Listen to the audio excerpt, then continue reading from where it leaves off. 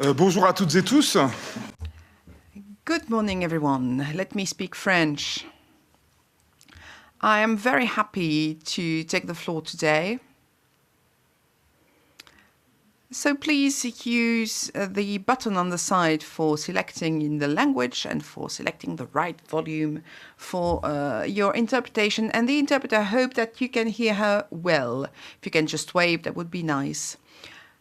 So in these countries, we have a lot of interpreting languages. We always welcome the interpreters without whom we wouldn't do much, notably myself, as I don't speak well the other European Union languages. As I said, I'm very happy to take the floor today to open the meeting dedicated to a sensitive, very political topic, i.e. the working time arrangements in Europe.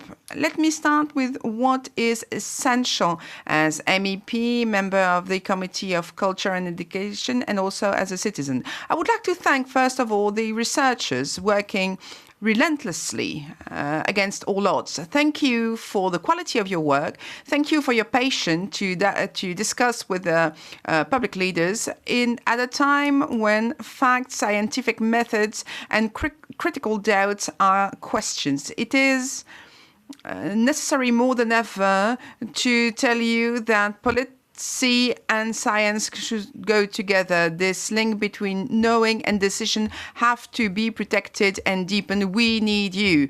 The topic that gathering us today about the flexible working time arrangements is the fruit of a dialogue between academics, unions, workers, and so on. Behind the flexible term, you have a social reality, social tensions, and issues of society.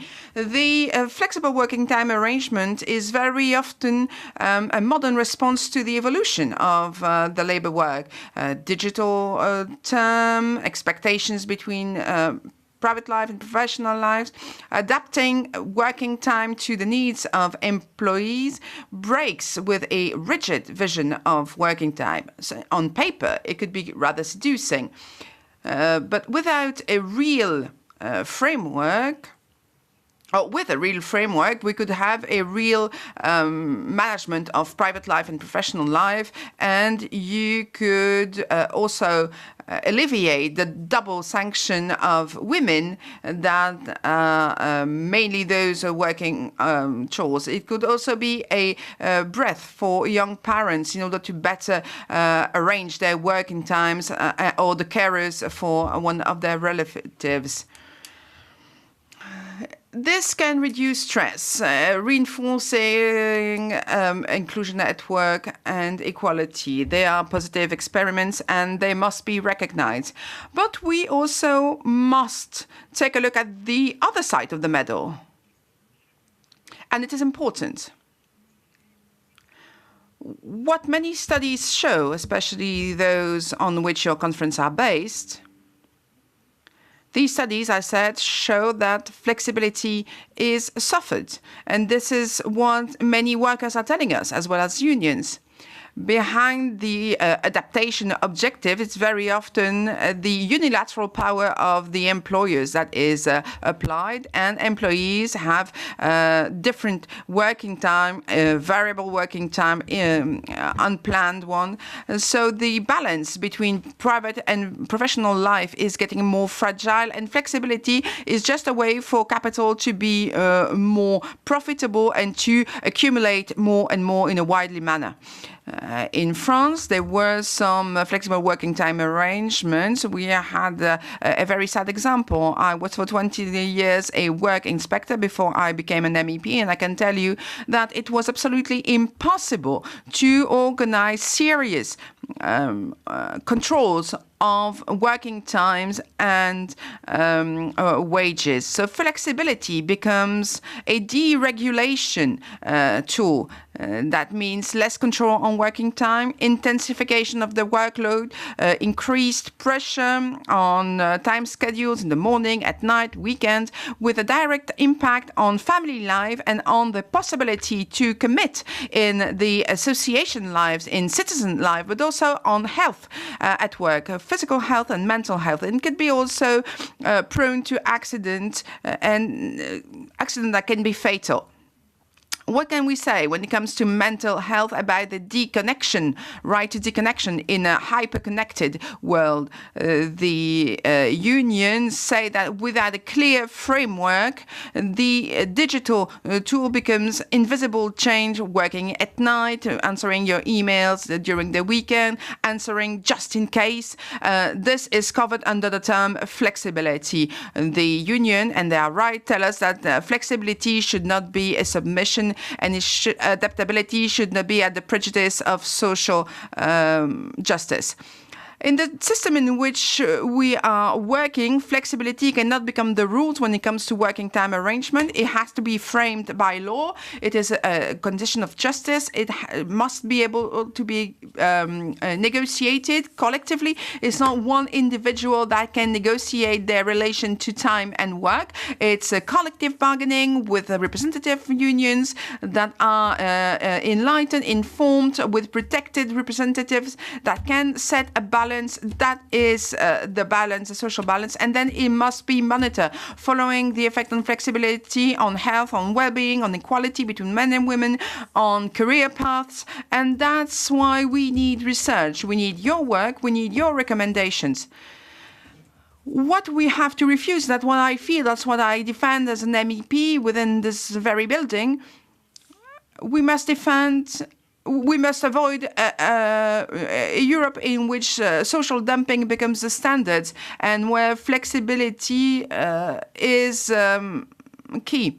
Well, let's be direct. The current forced relations within the EP, because of the elections, the alliances between the right-wing parties, the far right-wing party, are absolutely not favorable to workers' rights. We are still defending a social progress Europe where technological and organizational progress are translated by more justice, more quality of life for workers. I do believe that this is possible, and I am deeply convinced that your conference can contribute to it. I will not be able to stay with you all day today because at noon I must be in Paris for supporting the post workers in their legal action.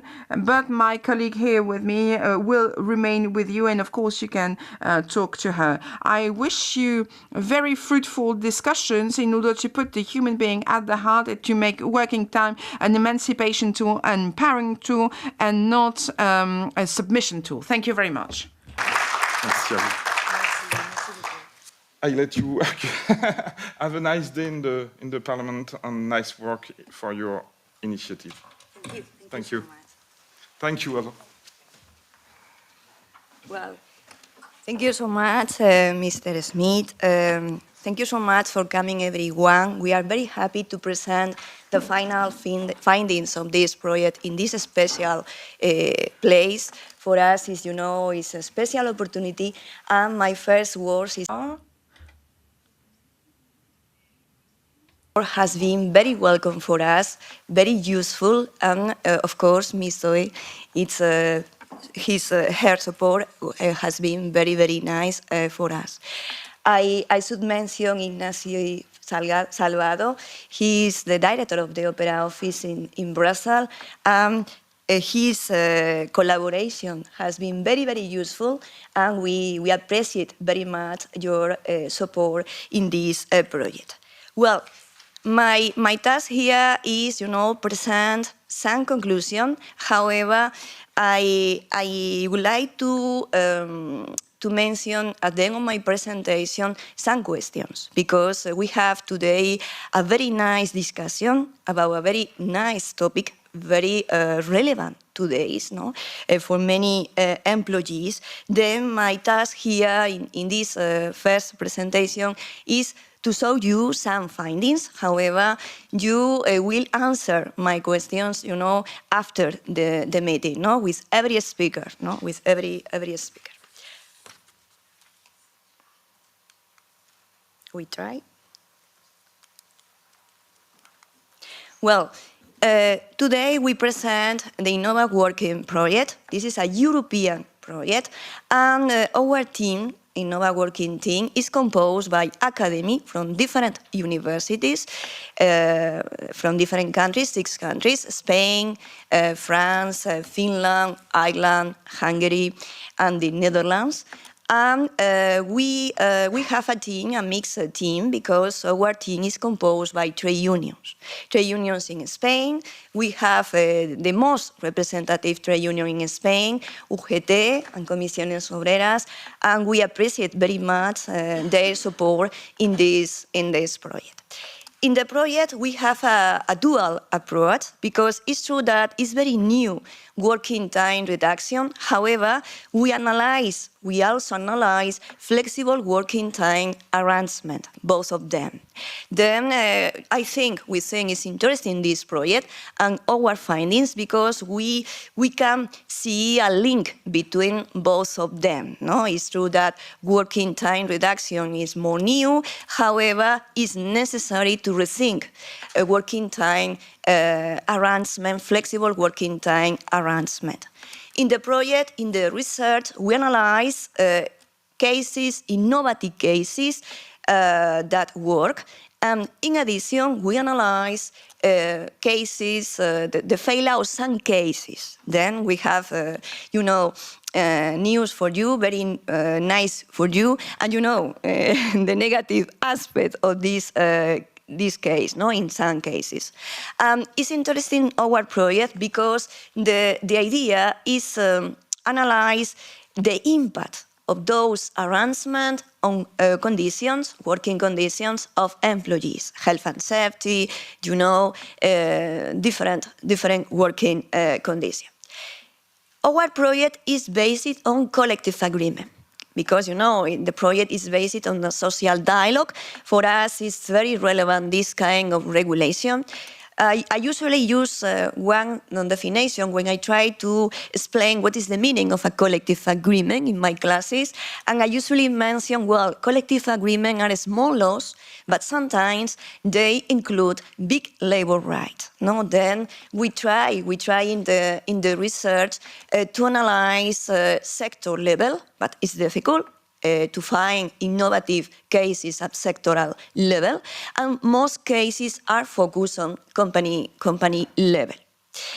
Well, more issues about our project sectors. It's true that it's easy to find innovative cases in some sectors. For instance, telecommunication, computer programming is very common, remote work, teleworking. However, in our project, we analyze different sectors: manufacturing, constructions, and accommodation and food service activities. For instance, this sector is very relevant in Spain.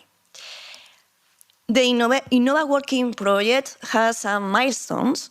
We are very happy because we comply with everyone. We start in November in 2023, and we are finished the project, the research. Today we share with you the main findings. Every delivering country features, case study, comparative report are available on our website. No? And the last issue, the last milestone is our ebook. Ebook is, today we present the ebook for you. The ebook includes 6 cases, very innovative 6 cases, and we have the pleasure because Professor Alexander de Becker will present our ebook. And some findings about our project. Well, it's true that the discussion right now focuses on working time reduction. There are many and very interesting research groups about this issue. However, we analyze, I mentioned before, also flexible working time arrangement. And then in the subject, in the research, we found a link between both of them. In our cases, when we analyze innovative cases in these countries, it's very common that companies try before flexible working time arrangement, and when they work, then they try the second step. And the second step is working time reduction. then there is a link. There is a strong link between both of them. In addition, in the research, there is a consensus in the sense that COVID-19 pandemic was the key, remote work for all countries, all employees, most employees. However, we see that after COVID-19, some companies, there is a trend in the sense that companies try employees will be on site again and refuse remote work. In the analysis, in the cases, we can see that where the power of trade union is stronger, then pilot initiatives about remote work, continues. Then the power of trade union is very relevant in this issue. I mentioned before that the research focus on, non-traditional sector where there is innovative cases. For instance, metal industry, we will show some cases about that, very interesting cases in Spain and in different countries. Well, it's true that when we try to assess the innovation in Europe in this topic, it's true that it depends on the collective bargaining system. This is very, very relevant. We analyze 6 countries with different systems, collective bargaining system, and where the worker statute, the public regulation recognize the right to negotiate, collective agreement are protected by the law, then we can find more innovative cases than in a different system. When a collective agreement is not recognized by the law, is not protected by the law, in those cases, the analysis has focused on flexible working time arrangement. However, it's very difficult to find working time reduction. Then there is, a link between this issue, those arrangements, and collective bargaining system. In addition, when we analyze 4-day working week, it's true that it depends on the sector, it depends on the company, the worker profile. However, it's very clear that it means a tool to attract and retain talent.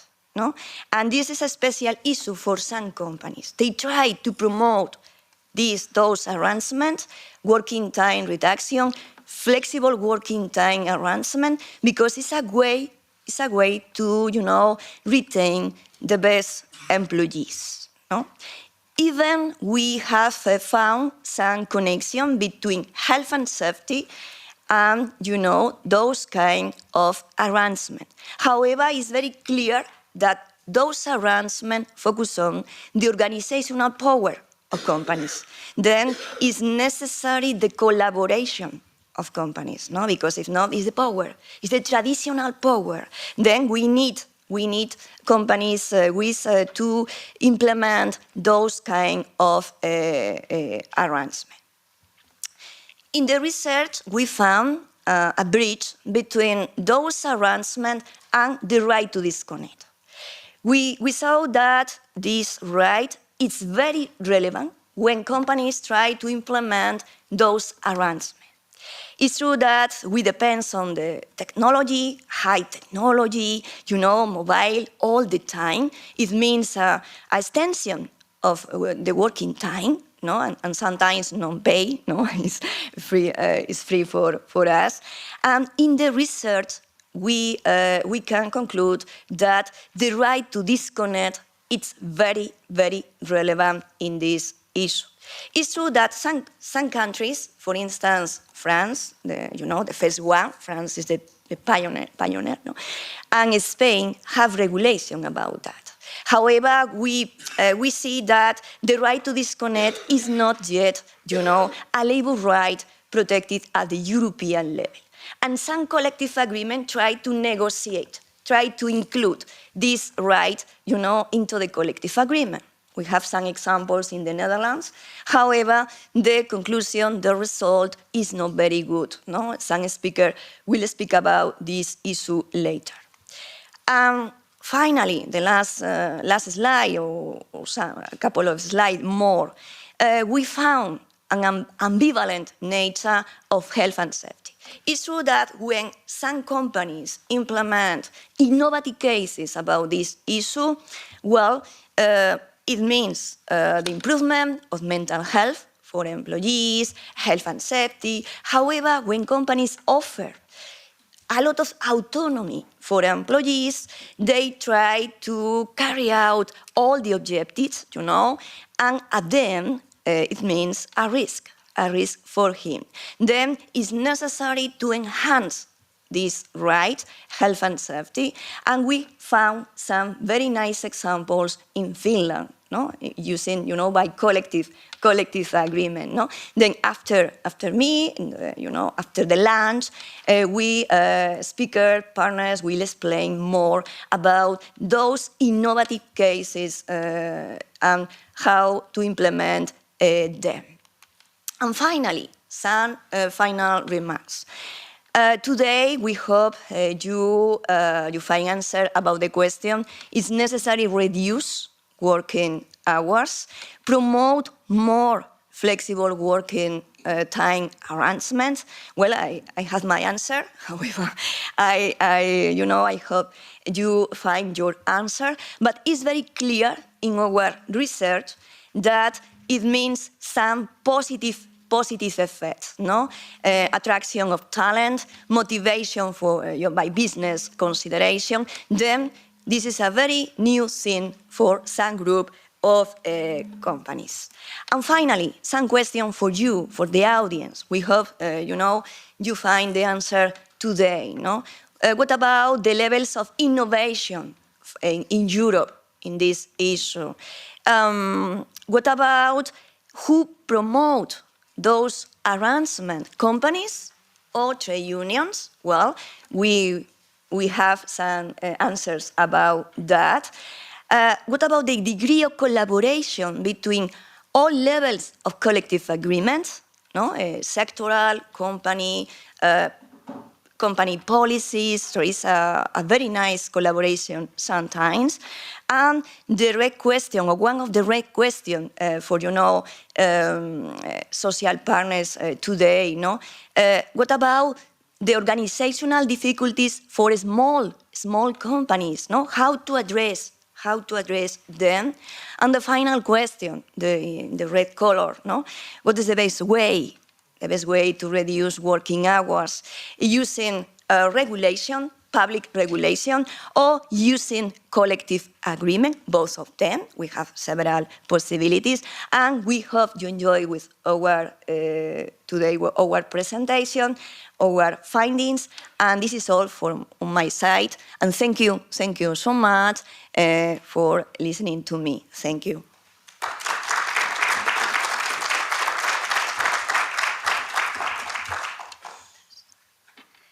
I'm not sure if you have questions about preliminary conclusion. No? Yeah, we've got kind of 10 minutes for questions, if we have all answers to the questions that she put. after the conference. We continue, no? We continue with the conference? Yes, we continue. No. We need 2 more.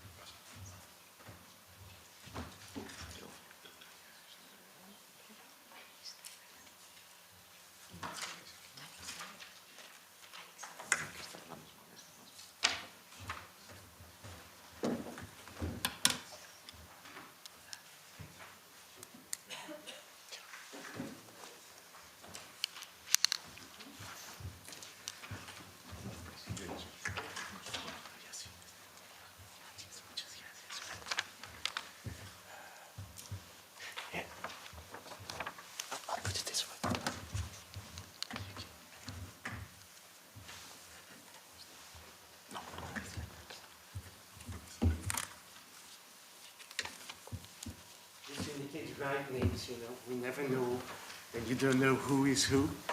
I hope that's you. You cannot see it. I guess that should be you. Can you hear us? Thank you. I have the, sorry, I dropped already something as usual. It's a great honor to preside this panel with, I've read both of their CVs. I know Jesus before, Agnieszka, I didn't know you before, but with two excellent researchers with an enormous background.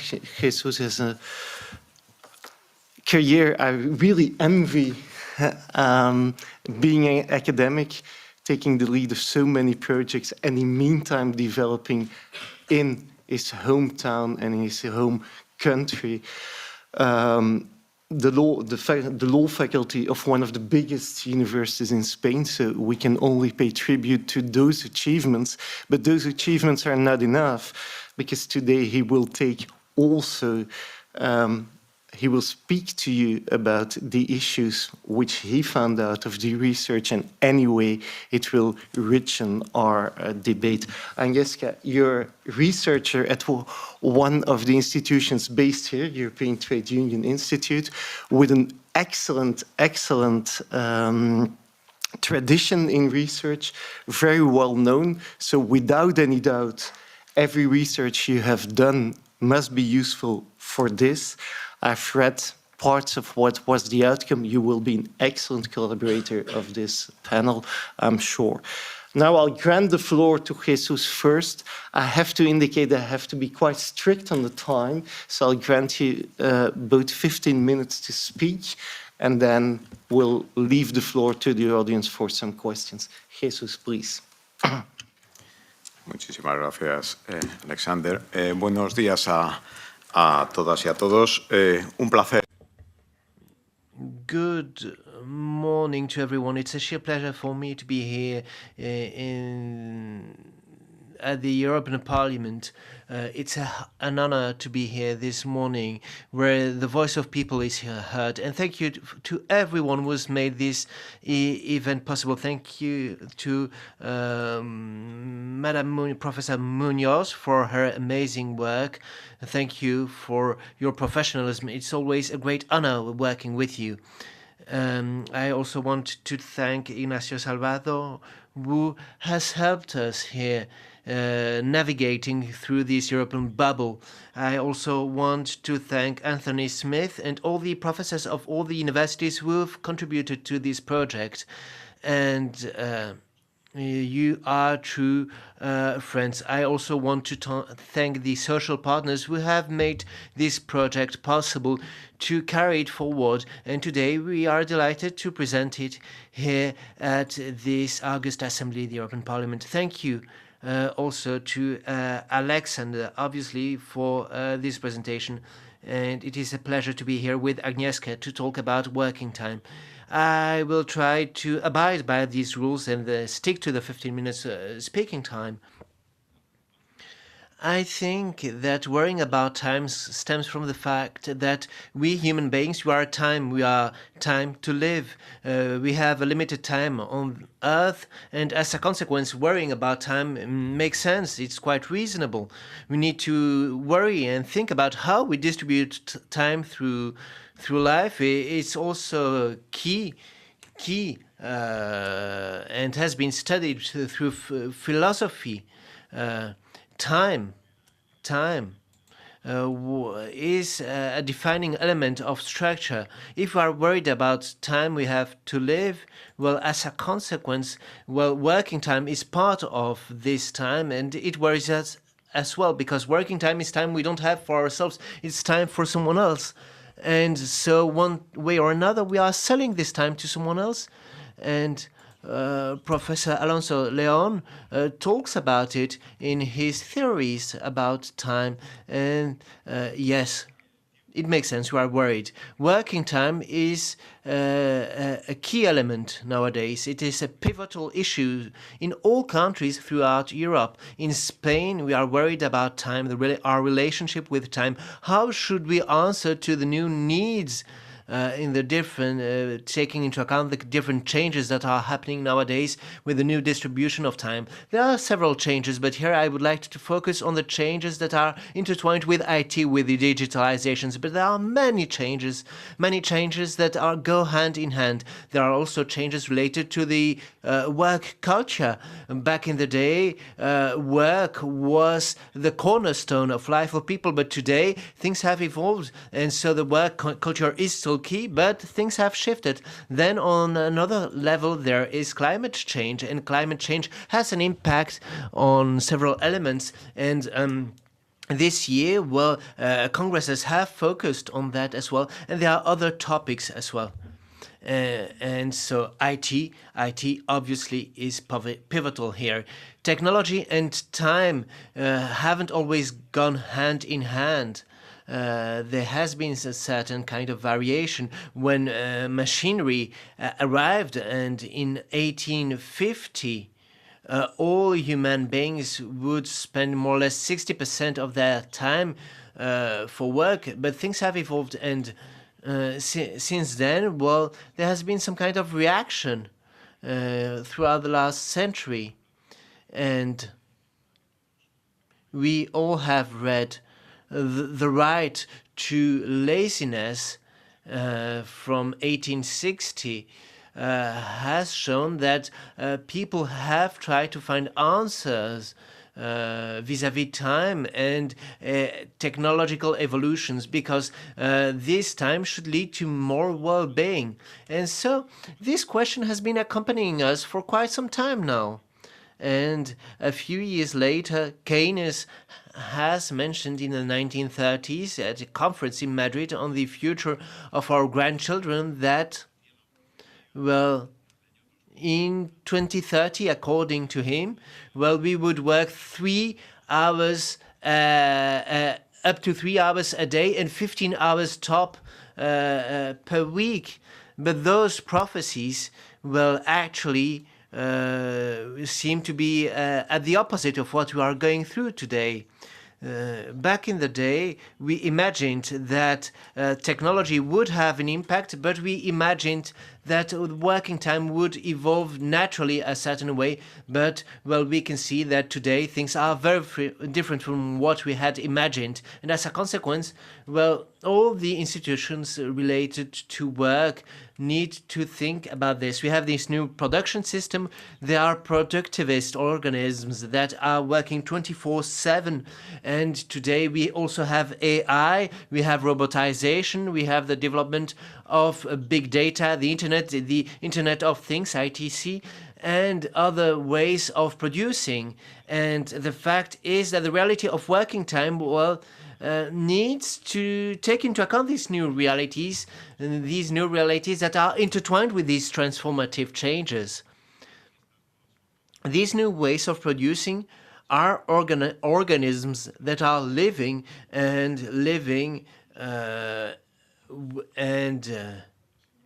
conveying new consequences that we need to take into account when we analyze time. And time paces up as well, and changes pace up. And we need to take this into account. The transformations in production from the end of the 19th century, beginning of the 20th century, had a certain pace, and they entered into the lives of people through years' time. I'm thinking about radio technology, about phones, and all society was impacted by this, but through years' time. Nowadays, the transformations are almost instantaneous, and the impact is just huge. The clear example I have in mind, is, for example, the one of Netflix. Netflix arrived to the users very quickly, whereas Netflix needed 3 years for 1 million, but ChatGPT, in 5 years' time, it reached millions of users. And if we take DeepSeek, the latest Chinese AI, it goes even faster. All of this to say that time paces up the same way that that transformations and technological transformations pace up. As a consequence, we need to take into account, well, those integral changes. We are facing many other changes, and the conception of working time is also evolving, and the statuses of working time are also shifting.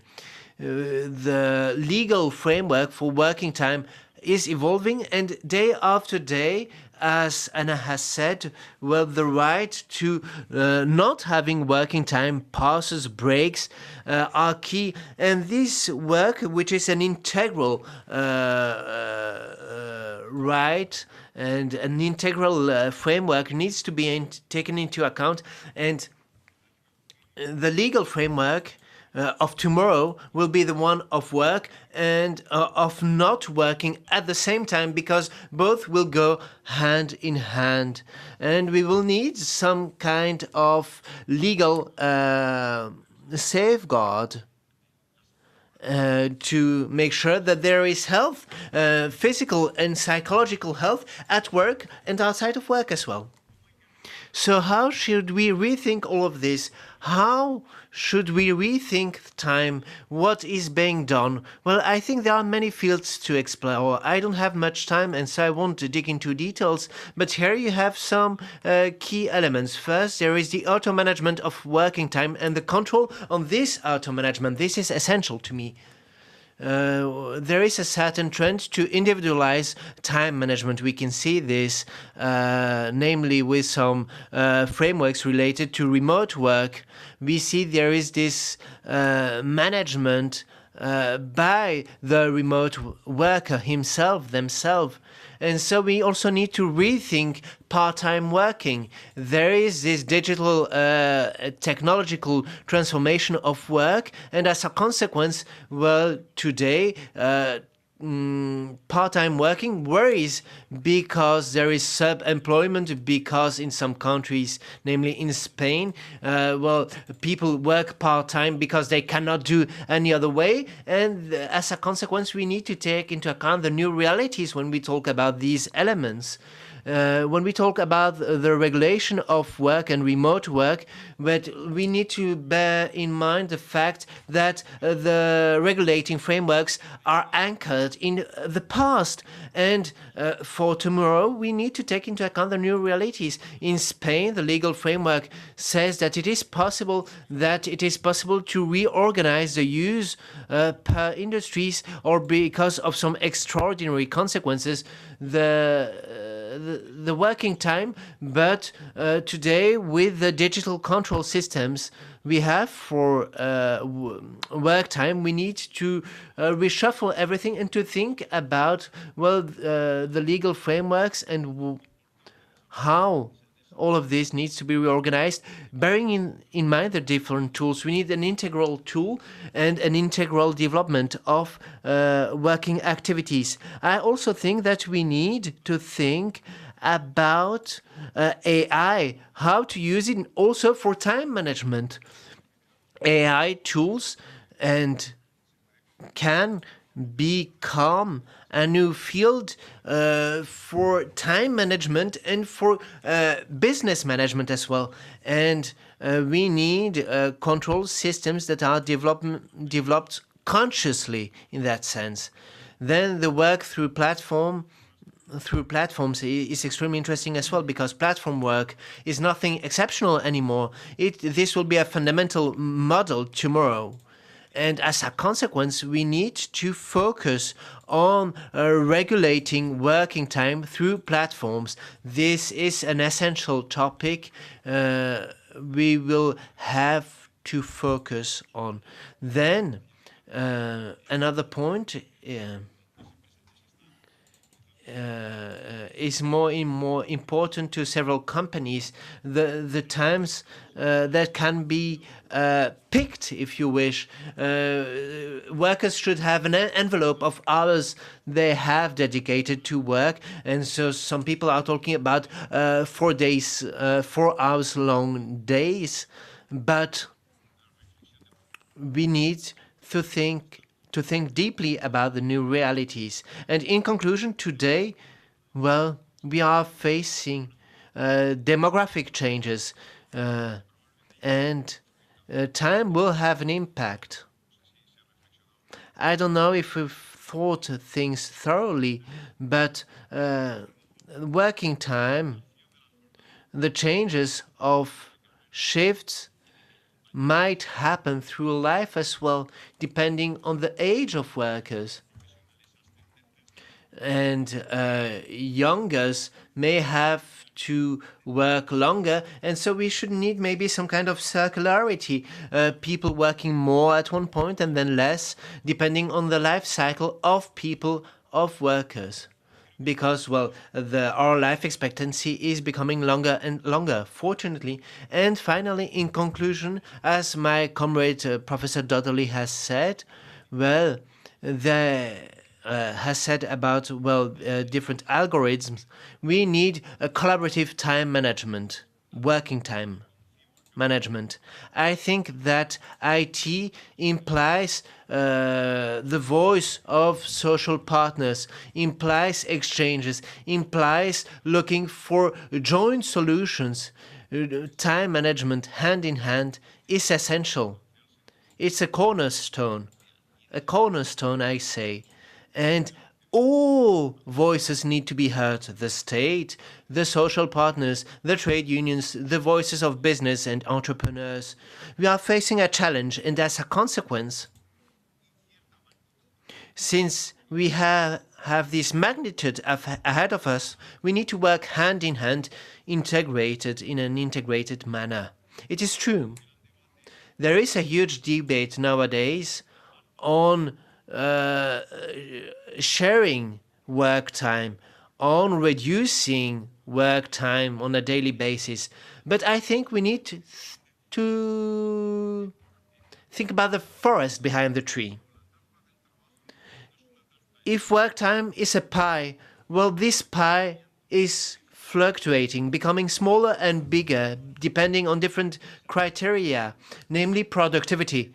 If productivity increases, well, the pie becomes smaller. And so even if we make the pie smaller and smaller, I don't know if everyone will be able to taste the pie. As a consequence, what about those who won't have the possibility to get a bite out of this pie?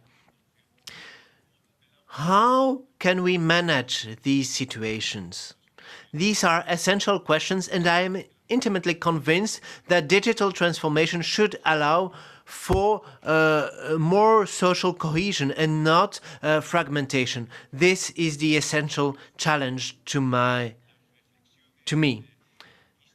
Then, historic questions are still very timely today, and here, one which is related to prophecy. A prophecy mentioned by Lafargue or Keynes as well, and those 15 hours long working week. Tomorrow's world is full of uncertainties. We don't know what will happen with IT. There are many question marks. And some 15 years ago, there was this huge success from unemployment to leisure. And so basically, it's just a step, a transformation. But how does it happen? Then we have Byung-Chul Han, a famous author who has written about society of leisure. And he has this last book about no things. And we are about to be replaced by Homo ludens. But this transformation means that we need to rethink several elements. And this is my conclusion. There are all these transformations that are happening now in working institutions, in culture, in the way we produce. These transformations are such that working time, that work in all its dimensions, needs to be analyzed thoroughly. And therefore, I want to thank Ana Belén Muñoz for her invitation to these reflections, to these days, and to be part of this project. I think that this allows us to analyze many questions. Thank you ever so much. Thank you very much also for respecting the delay. I propose that we continue to the next speaker, and then afterwards we'll collect some questions from the audience.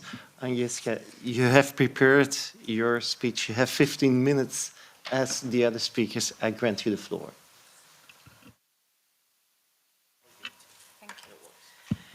Thank you very much for the invitation. Thank you for being here. And we've heard about changes in working time that are driven by this technological change, by different transformation on the society level. So in my talk, I would like to take stock of the complexity and try to order it somehow. So find some order in the chaos.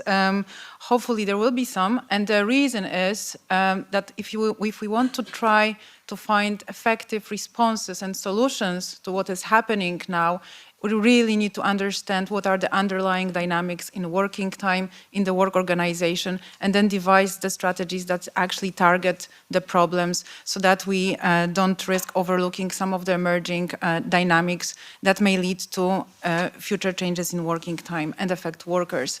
So I will mostly focus on the impact of technology on working time. And technology is one of those very broad terms that I think warrants unpacking just to begin with. So we talk about automation. That's one of the huge transformations that technology brings. Automation of tasks, so some work is performed by machines or robots, but also of HRM functions. So management of people becomes automated. We have algorithmic management to different degrees between this being done by actual AI or just more automated with the aid of computers. The AI is a huge topic. It's not just the use of ChatGPT, it's the use of many tools that help assist workers in performing cognitive tasks, but also AI is produced by people. This is the whole supply chain of workers, quite often in low-income countries, that perform work through platforms, that was already mentioned, and that's data annotation, data classification. It's completely under the radar, but it is also the outcome of technological change. Then we have people working with the digital technology, so the products of the tech industry. Remote work, which was mentioned, is quite often digitally mediated. And then platform economy, which started as a very small niche in the labor market with just some sectors, but the tools and the logic of organizing working time are indeed spreading. So if we then try to understand what those broad areas of technological change, what they bring to the work organization and employment relations, we see that they affect tasks and jobs that are becoming more and more fragmented. We have non-standard employment forms. We have also tasks that are increasingly tiny defined, because if they are managed by the machine, they need to be computational, so to say. Skills, autonomy of workers is also hugely affected. Then the work process becomes datafied, and that's a quite important development. So everything gets turned into numbers, it's chopped, it's standardized, increased surveillance that also impacts autonomy. Working environment is changing quite profoundly for people who work with technology that goes out of the computer. It is the wearables, it's assisting them in everyday life. And then voice. We do focus on collective bargaining, on workers' voice in this conference and in this project. Voice is being challenged, not only because many workers their work is removed from site, from the centralized workplace, but also many of the provisions that target technological innovation, they try to redefine what voice or representation is about. We see the right to information and not really the right to consultation or collective bargaining in many areas. So that all of that then translates or transposes somehow into the working time. It does impact how working time is organized. So now to zoom in on working time as the object of our consideration, it is very useful to try to imagine how working time was changing in history, so that we can then better understand where we are now and what past trends are then translating into what we see as the developing working time model. So when we go a bit back in history to the pre-industrial society, work was mostly defined by task. So how long it takes to perform a task, to produce a shoe, to produce some amount of food, that's the amount of work you need to perform. That was quite easy. And in the condition of free labor, workers had quite a bit of autonomy in deciding then when the task is performed, when the product needs to arrive to the client. Then moving on to the industrial society, the first huge change in time, in the logic of organizing time happens because the time starts to be counted by the clock. So the work is no longer the product, it is the amount of time people sit in the centralized workplace. And that was a simple need to coordinate and synchronize the work of masses of people.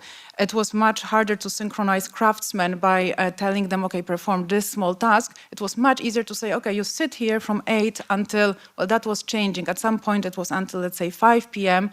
And then the employer, the manager, organizes the activity, brings all of the activities to that slice of time that is purchased from the worker. And the inefficiency and the slowdown, it is at the expense of the employer. People are really concentrated in the labor of humans is concentrated in the block of time. Then we move to the 20th century and increasing fragmentation and flexibilization of time.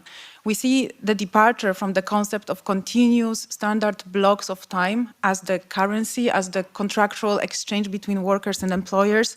Time is also increasingly adjusted. So it's now possible to have a worker hired just to perform a shorter task. We have emergence of zero-hour contracts again. So it is a contractual arrangement. It's not based on a task as it was before, but it's based on an hour of work in the morning, such as in the supermarket, for instance, and then the 2 hours of work in the evening. So then the logistics sector follows the same logic. When the demand arises, the workers are matched with their labor time to that need, to that the fluctuation or peak in demand.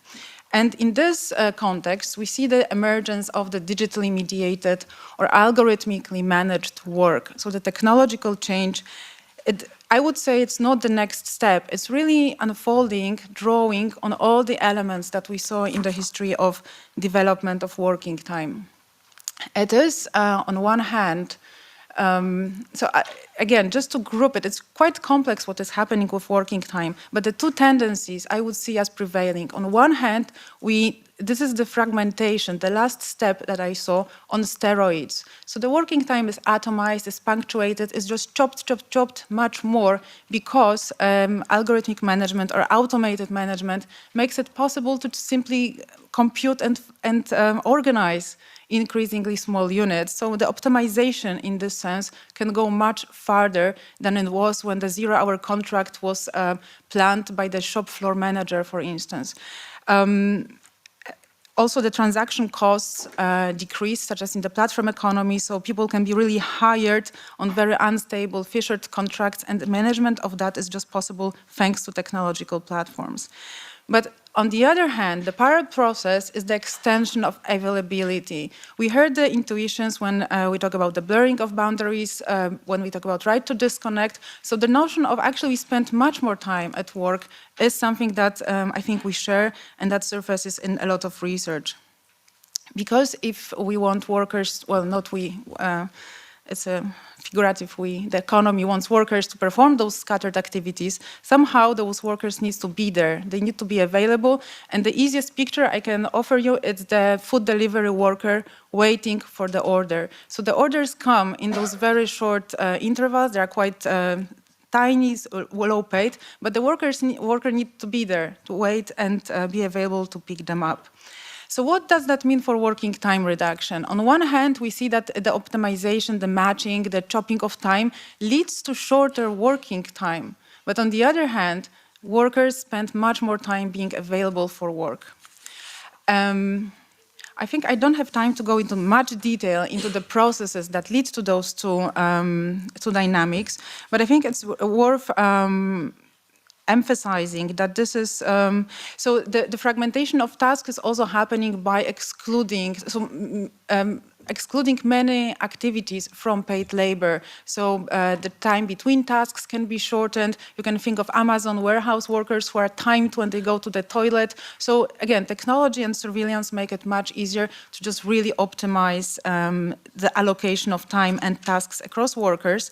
And importantly, this is not something that is developing in a small pockets of the labor market. When we looked at the EU data, representative for all workforce, irrespective of the sector, to EU 27 countries, collected by Eurofund, its European Working Conditions Survey, we see the evidence of that across everyone. So it plots the influence of computer on work on the horizontal axis, and the greater the influence of computer on a person, the more work at short notice happens and the work becomes more intensive. So we do see those developments already on the aggregate.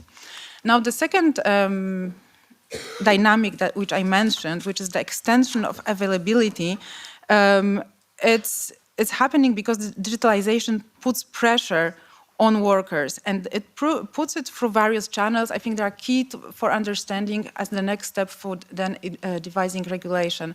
Individualization of the employment relationship is one powerful dynamic. We see that in self-employed workers, in those independent contractors that are not truly in control of their work and employment conditions. Platform workers, when they were asked, so you have flexible work, you could just spend an hour, for instance, working when it's convenient for you. Why do you overexploit yourself? You work 24/7. And then they said, yes, but because the system is constructed in a way that I feel guilty when I'm not working, because I could be screening the tasks. Perhaps I'm missing out on some really well-paid tasks. So the way this is constructed, the digitally mediated allocation of task or paid work, entices workers to invest more time. There is the autonomy paradox as well that was written about extensively, that if people are offered this notional autonomy, but they don't have resources or the securities that come with stable income, they have the tendency for the self-inflicted excessive hours of self-exploitation. Then performance of many work-related tasks is moved outside of the paid labor. So time management, it is a job to be a manager, and now workers need to quite often manage their own time.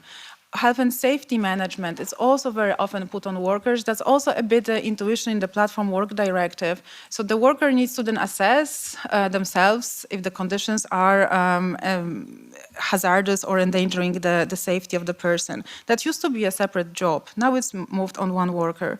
And then the blurring of the boundaries, which is quite obvious, that we just carry the devices with us all the time. So it's difficult to disconnect, and some hours, despite being there's possibility for them to be recorded, they are actually quite often not recorded. And again, the same data, when we try to see whether this extension is something that's happening on the aggregate, we see that in the data. So work in free time to meet work demands, it's the first chart. It is increasing quite substantially when workers are influenced by the computer. And then the work-life balance. So the question is whether working hours fit with family or social commitments. That declines substantially. And these analyses, they both control for the sectoral composition, age, and some other worker characteristics. So just to finish off, we do see this shortening of time, but it is the paid time that is shortening, not the time dedicated to work. This is a very nice chart that shows the increase in part-time work. The red line, the top line, is the proportionate increase in part-time over the last 2 decades, and then the full-time. It's much less dynamic, and the part-time is growing mostly faster for men than for women. So it is a business strategy. There is a need to have people available in non-standard and shorter hours, but with part-time we know that the cost is footed by the worker entirely. And full-time hours, when we separate both full-time and part-time, we see quite a bit of stability first over time in recent period and across countries. This is EU 27 full-time working week. It is remarkably similar, and it doesn't show signs of being 15 hours as Keynes promised us it should be in 5 years. So, and all that unpacking was really to better address the policy challenges. And this is my last point. I'm not going to read through all those small issues, but in the negotiation on working time, it is really important to realize the effort and the reward sides of the bargain.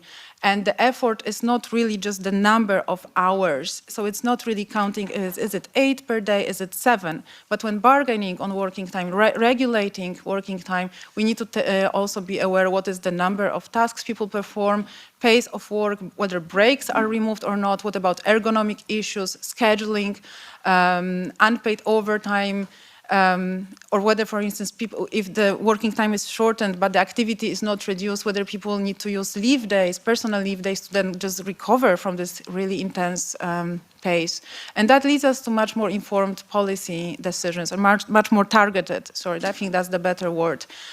So indeed, focusing on the barrier between work and life, the right to disconnect, ensuring individual control of workers over their time, data collection about the work process. That's an important issue because the data about the work process are used to manage how and when people perform their work.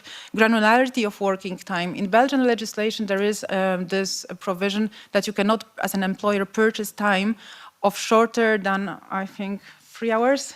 We have experts here, thank you. Right, so already this is this intuition that you can chop it further potentially, but buying time in 20-minute slots would just create a horrendous situation. Ensure correct classification of employment relationship and recognize that many activities that are perhaps not counted towards the standard hours are still performed by workers and they form integral part of their work. So yes, I stop here. Thank you very much. And this is some further reading. Thank you. Thank you very much. Thank you very much for both of the presentations, both also respecting the time delays perfectly. So I cannot complain and can only congratulate the contributors.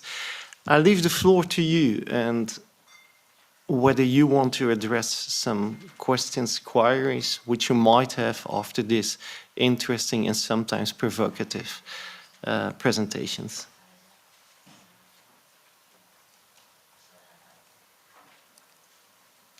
Yes, Mina. So thank you very much. I'm Minna van Gerven. I'm part of the INNOVAWORKING team from the University of Helsinki. And I'm really excited that we talk about digitalization. It's also one of our core business nowadays. But I was wanting, so you, Agnieszka, you nicely put out the policy challenges and also Professor Mercader, no, something like that, sorry. This is Professor Jesus. But basically, my question is, so what are then the policy options? So where should we start trying to fix these issues, if they are? Of course, there is this question, is it about regulation? Or is it about we should go with social dialogue structures? Or what is the policy option or options that we should focus on when we are trying to deal with this? Because it is also the part of the questions is relating to that we know that digitalization affects those who are the most vulnerable, and their protection through these means and channels are already being seen in other kind of challenges also not meeting the criteria, I would say. So what are the policy options here? Thank you so much. Dagmar. My name is, am I on? My name is Dagmar Schiek. I'm also part of the INNOVAWORKING project for University College Dublin. I was really fascinated how those two speakers developed the same issue of the digitalization not always leading to more autonomy, but rather leading to an extent in work-related time, while to a degrees of the paid time. And I think we need to take another element here, which was really front and center on our Irish case study, which is the time to get to work. So our subject, the people we talked with were really struggling with getting to work in a country where there's no housing and no public transport, and then remote working while having all the negative aspects, which Agnieszka and Jesus properly realized, still has an advantage. And that needs to be governed as well. So we need to look into the time committed to work. That needs to be a new category, not just for work time regulations, but also for collective bargaining. Any further questions? Yeah.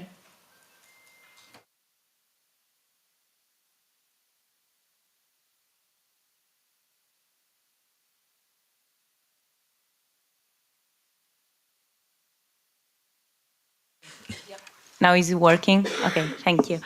So I listened very carefully, and I was thinking that there is this quote that someone said that we are shifting from the century of work to the century of leisure time. And I mean, however, the freed up time is used by the worker, anyway, it's good because it reflects a bigger recognition of the human being himself out of work. But I was also thinking this might also reflect a crisis in a work which is really identitarian, and made of shared values. I was thinking that maybe the fact that workers want to reduce the working time as maximum, of course, is positive, and it reflects a bigger recognition of the human being. But also, I think this could be seen as a part of a work which is seen only as a good to be sold on markets, and on which you get the best for you if you manage to sell it for the bigger price and the less time. Maybe we are missing, and I really would like to know from you, the policies which enhance also the participation, the collaborative models in which workers can really recognize themselves and feeling to collaborate to some shared objectives. Thank you. I propose, Agnieszka, if you agree, that we take the first and the third question together, because they're both towards policies oriented, and I grant you the floor to answer. Please, go ahead. Thank you so much. Thank you for the questions. With the last point, I think that's a very interesting comment, and I would just add some context. It might not be just the workers wanting to work shorter to dedicate time to leisure. I think it's not just this trade-off, but we have the change in the model of the family where there's the dual earner emergence of the couple where both people work, and it's just really incompatible to have two full-time jobs that require commuting time that then it's difficult to disconnect from them. Then you have to also add some other tasks that are not part of the day and still have a family or take care of children. So I think it's also I wouldn't put leisure as the goal, but just really make it manageable to really have also private and family life. Just a bit of the context, but I think that's very important, what you said.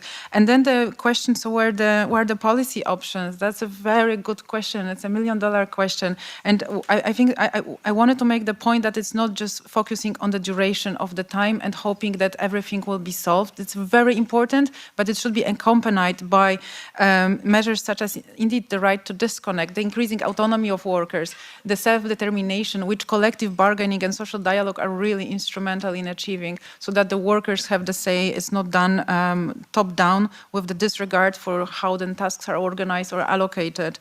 And indeed, it's the income is a very important part of the equation, especially when we talk about working time reduction. So safeguarding the level of income, but also ensuring that it's decent enough so that people do not take up another paid activity, that they're not forced to dedicate the free time from one job to another. And in countries with better working conditions or higher wages, we see that it's not happening. So it's a very positive example. Having a Friday off or one day off in the pilots of working time reduction doesn't lead to people taking up additional paid employment. It's really invested in family, in self-development, or in some more greening activities. And then I think there was a question about, the time to work, but we can deal with that. I'll give it to Jesus. Yeah, exactly. I made a sort of repetition. So the time devoted to work, because it was part of your presentation, which was the question of Dagmar. I thought perhaps I'll let Jesus the floor to answer. Muchísimas gracias, Alexander. Muy brevemente, contesto a las tres cuestiones. All right. El tema de la gestión política del tiempo. intervención. Creo que aquí hay que partir de un principio que probablemente sea un justo equilibrio entre la ley. So we need a just balance between social dialogue and the evolutions. And so we need to intervene in different contexts, and we need guarantees for some supervision from workers. But on the other hand, I understand that for me, well, social dialogue and social dialogue is necessary, and we need to be able to adapt to the different transformations that will happen.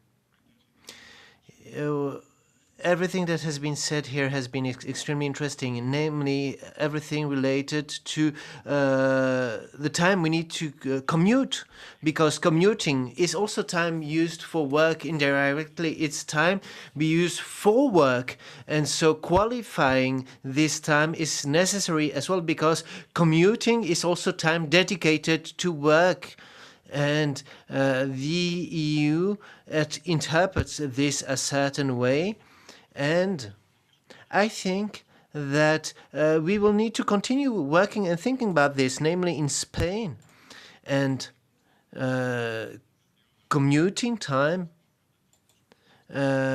is a time that is also being analyzed by the Supreme Court, and that decision will be paramount.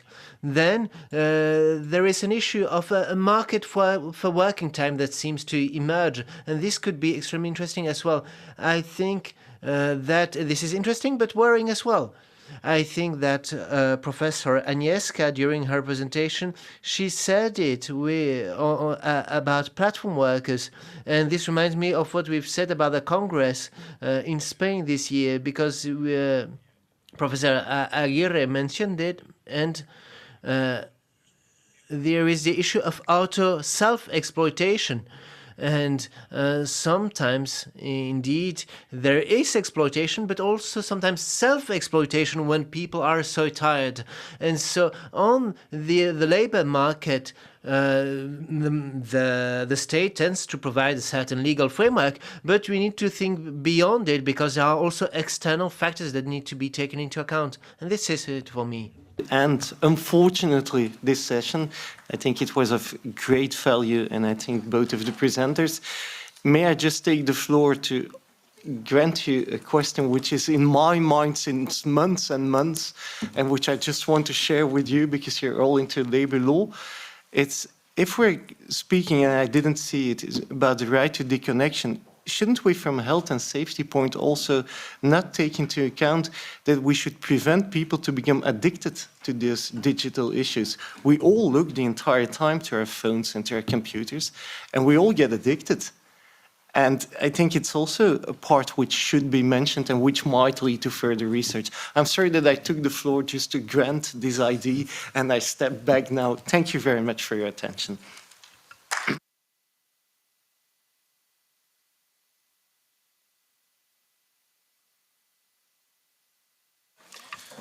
So coffee break here now. The coffee is here at the entrance, and just use your time to network with everyone. Thank you.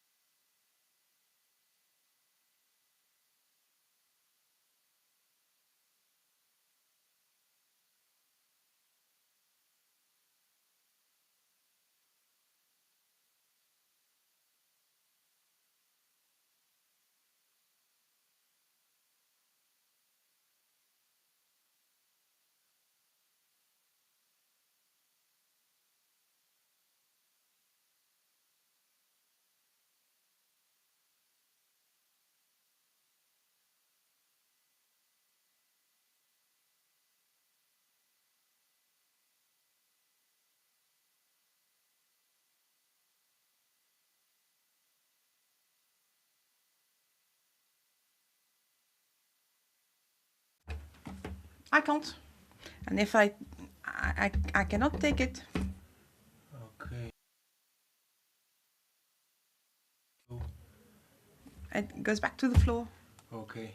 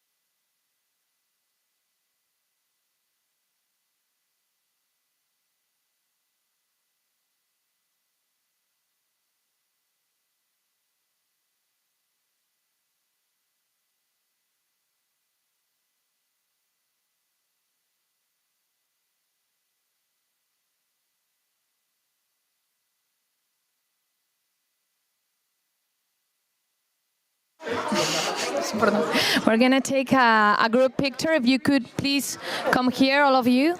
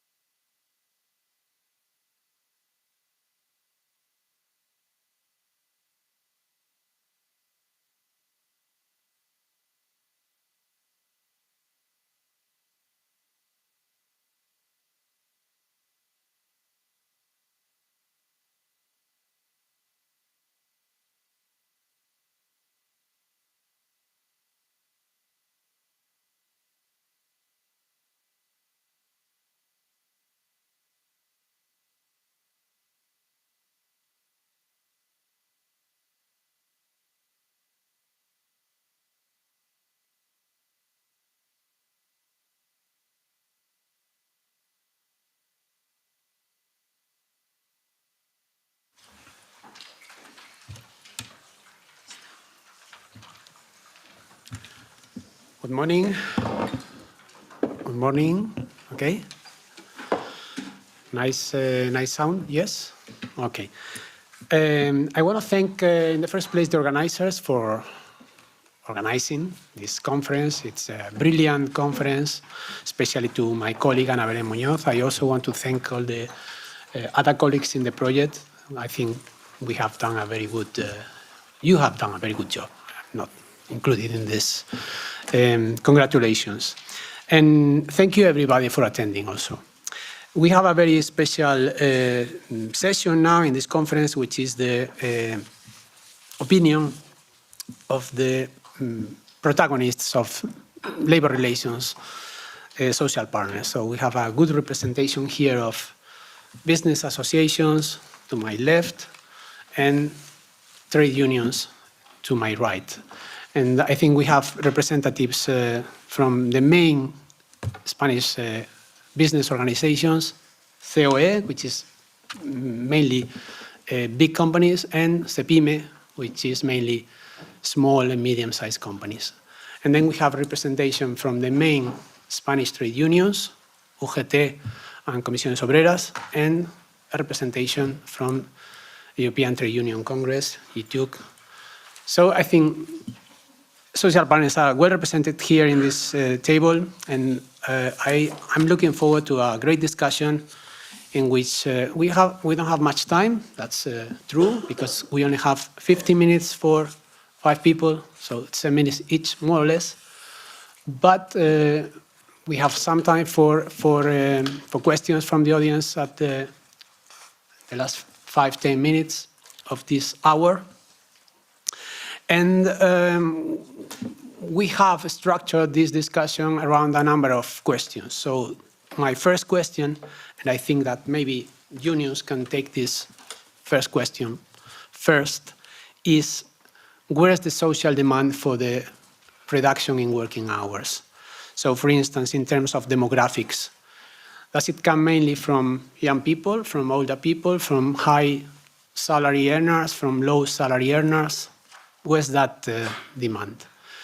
Let me change now to Spanish because most of the people here in this table is Spanish people, so I will turn to Spanish now. O sea que la primera cuestión que os quiero plantear. So the first question I want to ask is to the trade unions. Where is this social request for time management and splitting? How do you see this on the field? What's the request? Is this the main request when it comes to working time? Quien quiera. Who wishes to take this question? Bueno, pues buenos días. Well, hello to you. I am from Comisiones Obreras. So we have always had this demand for people who work, and the surveys in Spain have shown, namely today in Catalonia, that this is a request from all society and that relies on three key elements, and there are three groups of people requesting this. First, there is one group, women. Women because of very direct reasons. Women are submitted to a double shift. They have all the care. Then there is a second group, and it is becoming clearer and clearer, and I think that pandemics made things go faster, namely youngsters who are overqualified. The pandemic has had a huge impact because, well, they don't see work as work used to be seen back in the day, and as a consequence there are many questions related to the use of time in our society, and this has led to major transformations. And there is the third group that is key. Namely, when we talk about, well, brain drains, the most qualified staff today is not requesting for more working time. From the experiences we've seen in INNOVAWORKING, we see in Hungary and so on and so forth that they don't want more working time, and so qualified staff, youngsters and women want this shift. Microphone, please. So, in the name of UGT, our trade union, I want to thank Ana Belén for her work and for giving us the possibility to share our opinion as social partners here with UGT. I'm also delighted to have the possibility to take the floor in Spanish here, because I took the floor in English in Madrid, and here I have the opportunity to speak in Spanish, and this is wonderful. Finally, someone may understand me, jokes aside. To us, well, the legal evolutions and the need to be related, well, to the reduction of working time, but also to three elements I want to refer to here. One, well, the reduction of working time, but then there are two other elements, as I have said. Elements that may be more important than working time. First, the right to deconnection. And in Spain, we need to have a clear register of working days. Then, as Raul has said, on statistics, we will have to define the roles of everyone. And it has already been said, and a survey was already published and said that 72% of voters support the reduction of working days. But beyond all of this, 3 out of 4 youngsters are worried by the right to deconnection, to the right to disconnect, because we've seen the labor market evolving. We've seen how services are now provided. And we see that today this right is more demanded inclusively than this right to reducing working days. We need some kind of safety and safeguards on this matter. Furthermore, And aligned with this, we need to take into account all the hours related to work, and they need to be compensated for.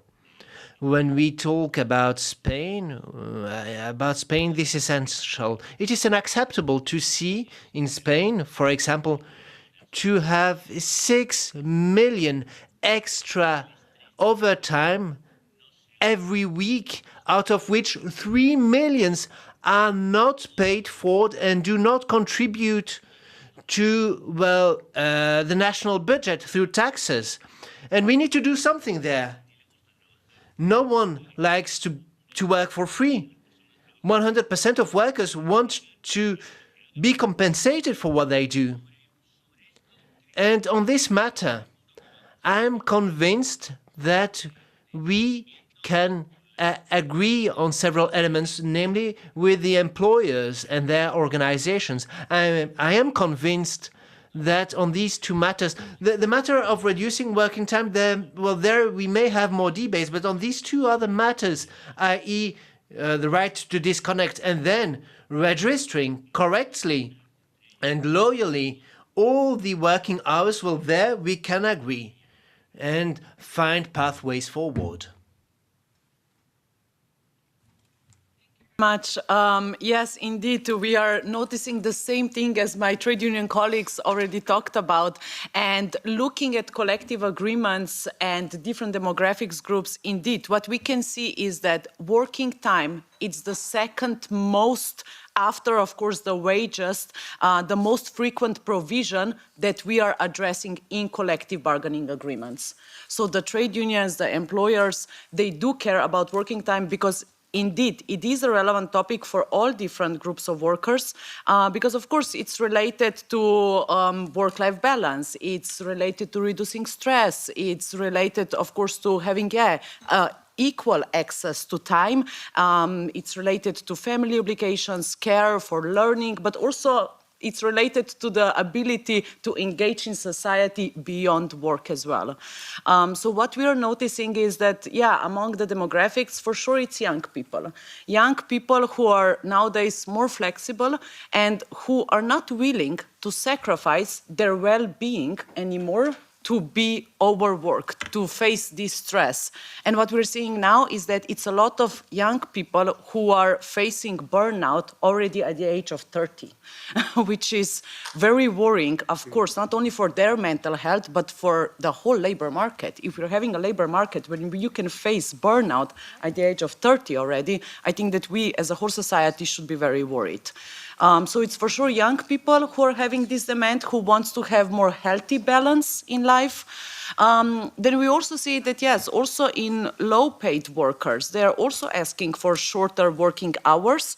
But looking at them, the main demand that goes along with it, it's of course that it needs to be combined with guaranteed wages. So they are calling for working time reduction with full pay. And this is what we're standing as E2UC as well, that yes, if we're talking about working time reduction, the payment has to be secured as well. It doesn't mean that you work less and you get paid less, because then this is basically part-time work. And talking about part-time work, I would very much agree with the gender dimension. So again, we see more and more women who are taking more and more care and domestic work responsibilities because this is still not equally distributed. And a lot of women are actually in involuntary part-time employment. Not necessarily because they wanted to, but because this is what they're offered, or this is the only way they can combine all of the responsibility they have in society. From our perspective, yes, at E2UC we are following this demand very strongly, and we are very impressed about the development of this dossier, because working time reduction, it's already happening. It's happening in different countries, it's happening in different sectors, at the company level, at the sectoral level. There are many collective agreements that are already including those provisions. And just now, in last weeks, we have made a new study on working time reduction in collective agreements. We have provided you also this QR code, and the study is already available, and next week we're launching a new event and launching this study where we can see clearly how this trend is becoming more and more visible among different types of workers, and hopefully it's going to inspire all different companies to think about it as well.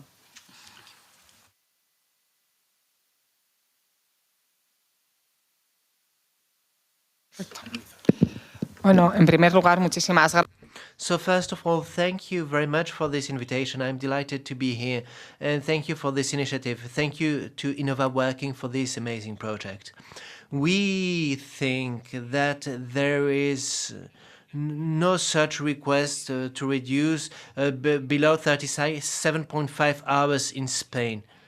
This came from elections, and this was part of a political agenda, and it looks like many people try to be convinced of the importance or the need to have 37.5 hours, but we don't think this is something coming from the roots. We think that this comes from the top of the pyramid, in Spain at least. Then we think that here we talk about a legal framework, and this is quite something. You know, we are in favor of social dialogue. We have many conventions coming from the roots, from sectors, from companies defending this. The insurance industry, the finances defend such things. And we think we should do this because companies and employers and social partners are free to decide what is the best thing to do at one given moment, at one given context, taking into account that Spain has so many different faces. We need to take into account all the realities in our countries. We shouldn't have one clear model. And ILO, by the way, same as the EU, and as the Vice President of the European Commission have always said that nothing should be imposed, but that everything should always stem from social dialogue. Nothing should be imposed by public authorities or governments. Therefore, we think that collective agreements are necessary and that we need to study the different contexts. How will SMEs be impacted in Spain? Because I do represent them. I do represent micro companies as well. You know, when things are good, and things are good for micro companies in Spain, well, we have lost 33,000 workers in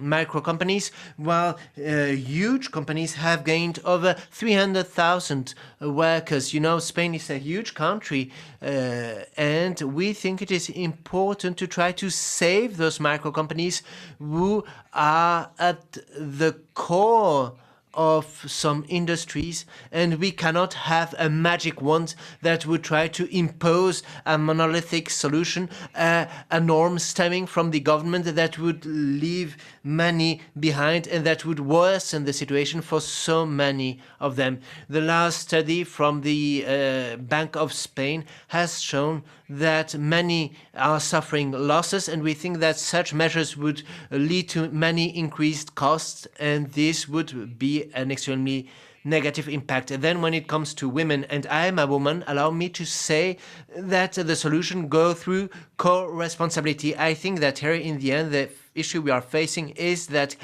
care are resting on the care is resting on the shoulders of women, and we are always taking more care of people, and this is nothing good when we try to strive for gender balance and gender equality. Then youngsters, well, we need to tell them it is good to work. You know, I am happy to be here and it is good for my personal development. I am delighted to be here.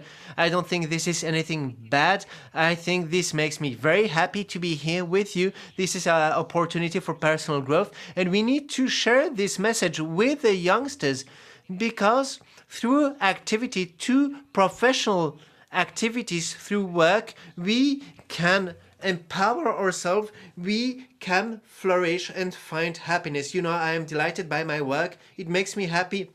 I'm also obviously made happy by leisure, but we need both things in life.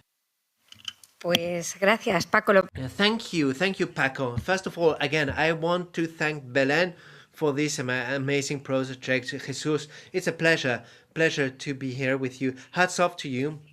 It's a beautiful day, and even though this project might be reaching its end, I'm happy to be here with Angela, because she was named chairwoman not that long ago, and I'm happy to be here with my my comrades here, with whom we sometimes spent days and nights, because we've had many social dialogues lately, especially since the pandemic. Some of these agreements are really worth gold, but to reach them we need social dialogue. And we need to protect all parties here and have this process that allows to reach something on these questions that we need to tackle together, hand in hand, namely here at the European Parliament. I also want to say I'm very happy to be here. Then, Paco, regarding your question. Dentro a las grandes, a Cepime, a ATA. We have the multinationals, the big companies, the SMEs, and the micro businesses as well. And so you asked if there was a social request or demand to legally reduce the working time. Well, this should be based on some true studies, because obviously if you go on the streets and you say, do you want to make the same amount of money and work less? Well, obviously people will say yes, but we need more objectivity. And here I would say that the supposed facts, could be debated on. In Spain, we have 90% of industries that are covered through social dialogue and collective bargaining. Then, what's the content of social dialogue and collective bargaining? Well, namely, working time. This is a key element, as it has been said. Where did this bring us to? Well, many workers have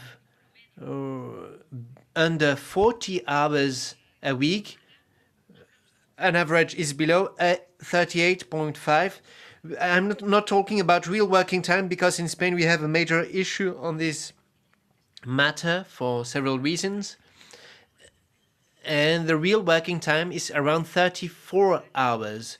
But the average is at 38.5, as I have said. This means that collective bargaining allowed to get results, and this is efficient to reduce the working time, and what's more, to face the different types of situation we have in Spain. When we talk about companies, about society, or about industries. And here I want to say that workers always aspire more to work-life balance and co-responsibility. But this doesn't mean that everything relies on the shoulders of the companies. When we try to make progress and to reach a new model, well, we need to share the responsibilities, and therefore we also need to think about public policies, about care, about senior centers, about public funding, and so on and so forth. And so we need a dialogue.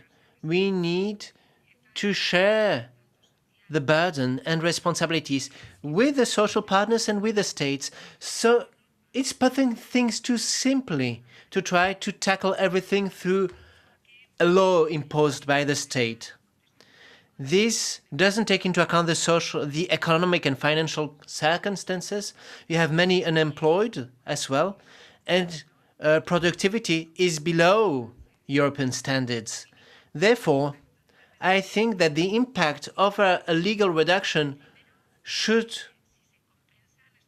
be analyzed thoroughly, we should first think about the productivity level of Spain, and then we should truly see if this will allow to answer all the needs of all the workers and then all the industries. Honestly, we do think that collective bargaining allows to cover all the diversity much better than a law that would be imposed by the state to face a problem that actually already doesn't exist anymore in many industries. You know, if the reduction of working time is combined to collective bargaining, we will crash into the wall in Spain because we already have many instruments and we have a variety of tools. 80% of the adaptations are demanded by women. So what does it mean? We bring women back at home. What does this mean? Well, that we need flexible frameworks that allow to improve the situation of women. And this works better through collective bargaining than through a law. Because when we talk about a collective bargaining, well, we talk about social dialogue between employers and workers. Thank you very much. We've already tackled several questions I wanted to mention, so I think that the second question can be tackled quite directly, and we shouldn't beat around the bush, because the second question was related to the public intervention in the state. How much is it recommended or necessary to have maybe at the EU level or at the national level, or to have an intervention? Or is it better to have collective bargaining in your countries? In Spain, collective bargaining is extremely strong, and it covers quite a lot. So could you please tackle this question, but be quite brief? Maybe, I don't know, 1 minute per speaker. I'll try to stick to 60 seconds. First, collective bargaining has played and needs to continue playing a very important role when it comes to working time. But is it enough? According to us today, no. For over 40 years' time, Spain has reduced the working time, and in 40 years' time, there has been an increase of productivity of technology in work and so on and so forth, and this doesn't justify to have those 40 hours nowadays. What's more, I am very happy, and I do hope that this agreement for collective bargaining will continue, and we know that the employees will come with a huge proposal. I am delighted by the fact that today the employees want to work on this. They did not want in 2012. They wanted to make 10% of the working time more flexible. They demanded this. But here it looks like that something might shift. One more detail I would like to add. In Spain, collective bargaining is at the level of industries, and this has an impact on SMEs and multinationals. So, talking about collective bargaining for SMEs while we've mainly focused on big companies doesn't make sense, and this is a shock. I think the debate is about the limits in the end. When we need to set limits, well, the limits everywhere in Europe and in Spain should stem from the law. One cannot work if they are at least 16 years old, or if they have certain capacities, and as of 18 this or that. All of this comes from a legal framework. And should we adapt, well, the maximum working time through collective bargaining? Well, then we would weaken the law. So beware. We need to think about our working relationships and how we see the companies. If we see companies that are exclude and that we have exclusive working relationships, well, then we need to be careful. If we have more integration, well, then we can imagine that €1 can be a certain way or another to compensate for working time. If we have proper integration, then spending can be very useful.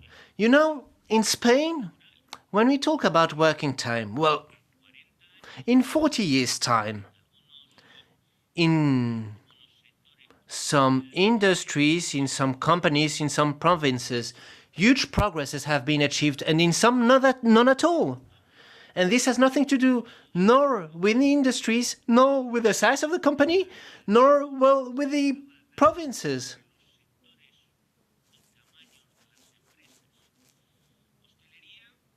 When we talk about hostelry, well, there is a collective bargain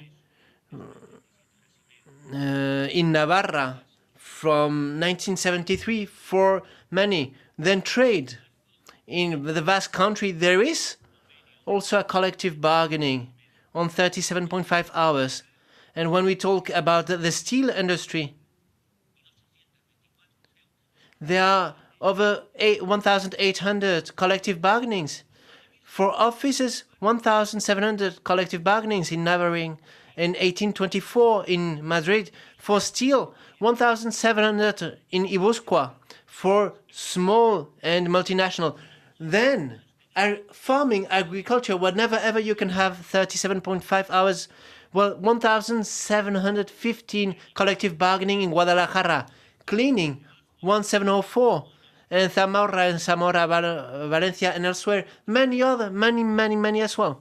Meaning that it's not about having agreements with SMEs or big companies or with industries. It's all about listening or not listening to the court when they talk about reducing working time in 1803, and then the decision of 1991 when they said, well, beware, if we don't have a law, a threshold,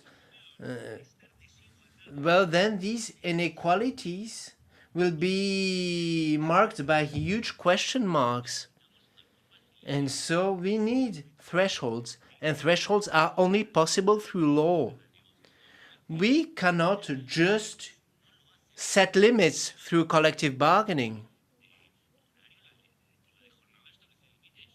They should set limits, yes, but the thresholds should come by law. We can say, well, it's maybe not the moment to change the limits and thresholds, fair enough, but the limits should stem from the law. This should not be debated on. Then there are many problems. And the only data I could get,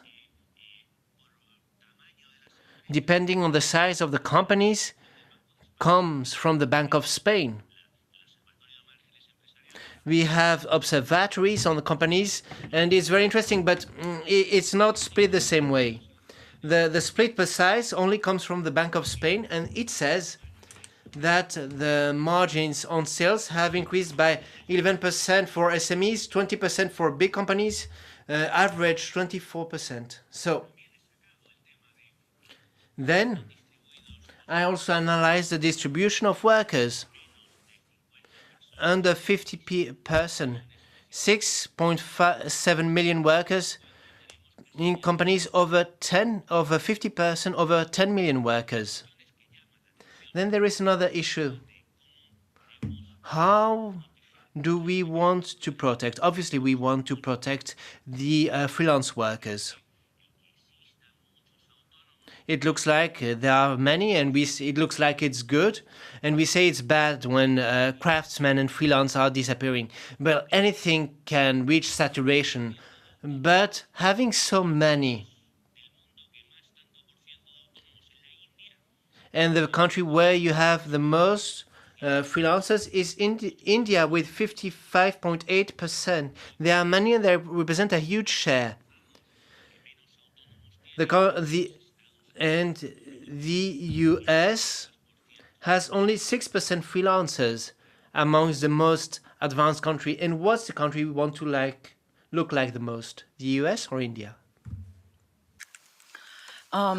Yes, also from the ETUC side, we very much agree that those things have to go hand in hand. So of course we need clear legal limits on maximum working hours. And with the legislation that can be provided at the national level, with the support through the collective bargaining, we should encourage exactly the trade unions and employers to negotiate and to reach the agreements that are going to correspond to the needs of the workers. Because yes, of course, we still believe that collective bargaining is the best mechanism for improving working conditions. That's for sure. But let's be also very honest. Indeed, collective bargaining in Spain is very high. But unfortunately, this is not the reality for the majority of the European countries. 19 countries in EU have collective bargaining below 80%. Why am I referring to 80%? Because this is the objective of the minimum wage directive, which basically says that all of the countries that have collective bargaining below 80% needs to develop action plans to encourage this collective bargaining and to increase the coverage. And what we're seeing now is that, yeah, many of the countries are struggling with this. Many of the trade unions are struggling because the employers do not even want to negotiate. So we need to change the culture where exactly through the social dialogue, through collective agreements, we're going to recognize the needs of the workers as well, take this into the account, and with this make also the job ads and the placements more attractive. Because especially nowadays when many of the companies are facing labor market shortages, providing better working conditions, which includes also working time reduction, could be a solution as well. But then let's start talking about this. And I think that, yeah, exactly how it's happening in Spain, it's a very good example because the government is providing the framework and is trying to lower the ceiling, going down, down, down, but at the same time, it's providing the enabling framework for the collective bargaining to happen. So the countries have to play a role in this as well. And yes, we do see a lot of examples. We see the examples from France and from Italy and Germany and UK and Austria and Belgium and Netherlands and Spain, of course, and Portugal. Those are all the examples where we already see that this is happening through the collective agreements. And why at the same time, yes, collective agreements are very important because they can adjust the reduction of working time according to their needs. So sometimes this will be just reduction of the working hours. Sometimes it's going to be a shift to 4-day work week. Sometimes it's reducing the working time throughout the expenditure of a working life. Or sometimes it's the benefits for the elderly people or giving more time to the elderly people. So there can indeed be different models, but as I said, it has to be a combination of both. Of course, the national legislation and of course, collective bargaining. And I think that considering that the last big fight for working time was more than 100 years ago, when workers have to actually pay with their lives to ensure the 40 hours work week or 5 days work week. And as a society, we need to progress as well. It's actually not so revolutionary that 100 years after and even more, we are asking to reduce the working time a little bit because everything is changing in the society. Technology has improved, automatization, robots. This should all serve us to improve our working conditions, to work less, and to benefit from this productivity. Because when talking about productivity, workers and wages are lacking behind the productivity. So even when the productivity is increasing, workers are not getting a fair share. Their wages are not increasing along with productivity. Their working times, it's not being reduced when the productivity is growing. So yeah, let's find the balance, but it really means that, yeah, trade unions, social partners need to work together.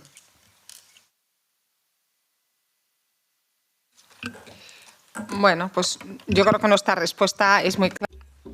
Right, I think our reply is crystal clear. You asked us to be synthetic, and this is what we are going to do. I think that, as Tia said, collective bargaining is the key. We are about 92% coverage of collective bargaining for most of the Spanish territory. We mentioned most conventions in the richest region where it is possible we do it, but it is not the case everywhere.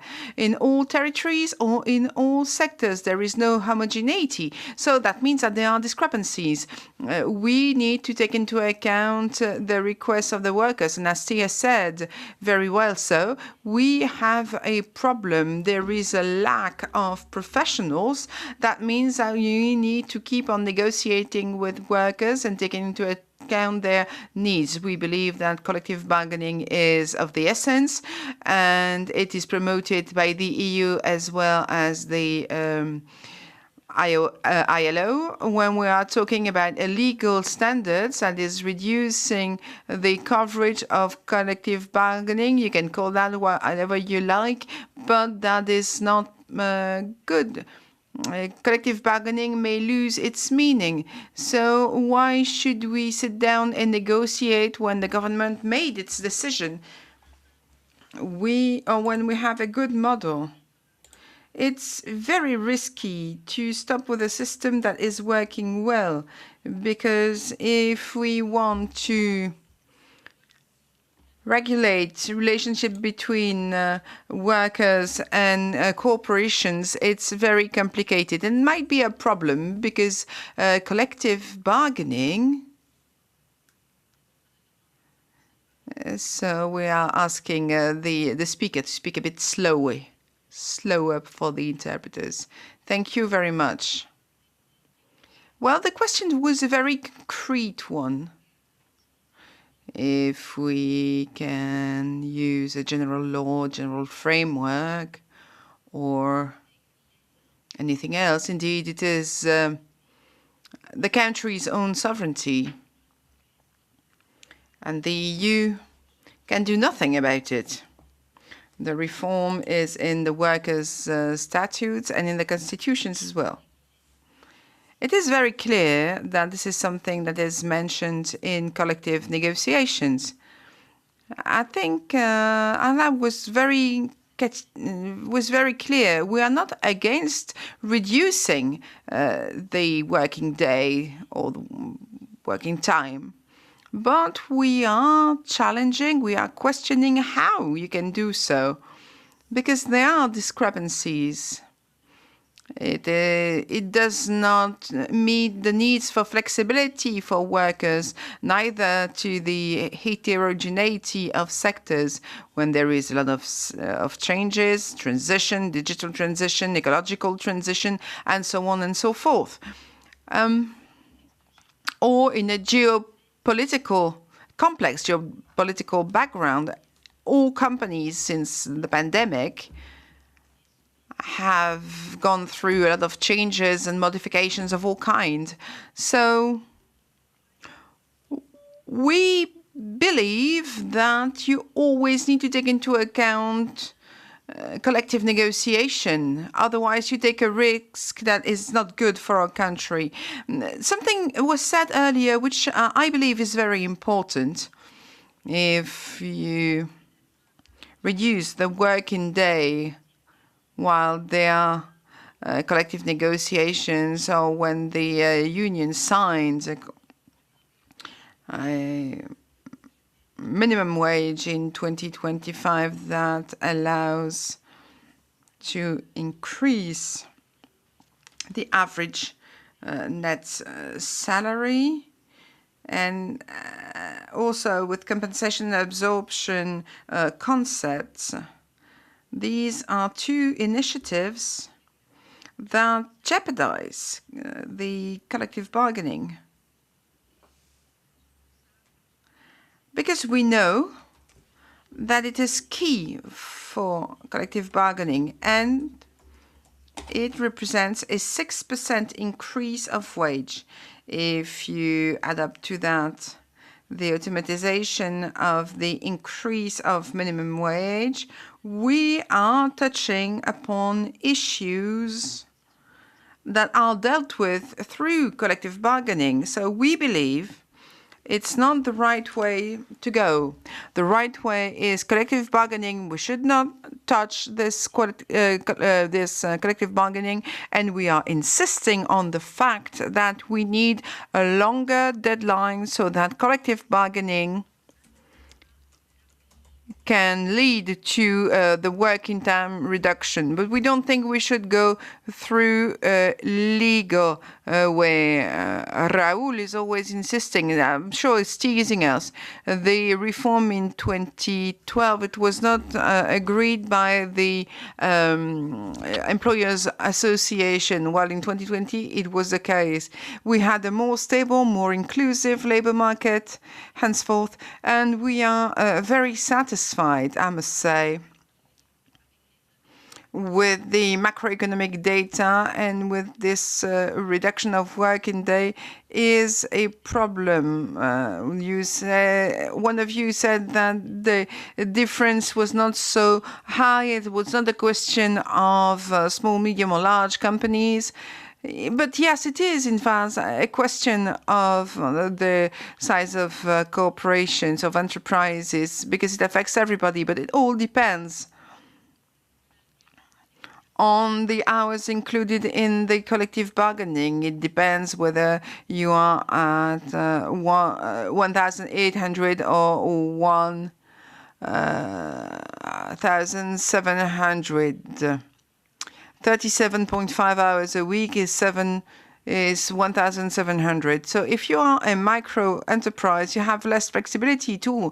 And that's obvious. You are a small company. You don't have so many finances. So this reduction of working time is more complicated.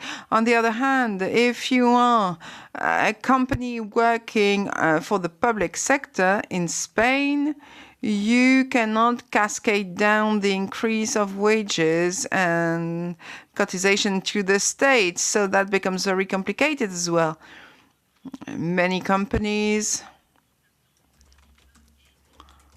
are taking this increase of minimum wage plus the reduction of working time and be in a very difficult situation. Now, if you work in shifts, it's even more complicated. Can we have a contract for 6.5 hours, for example?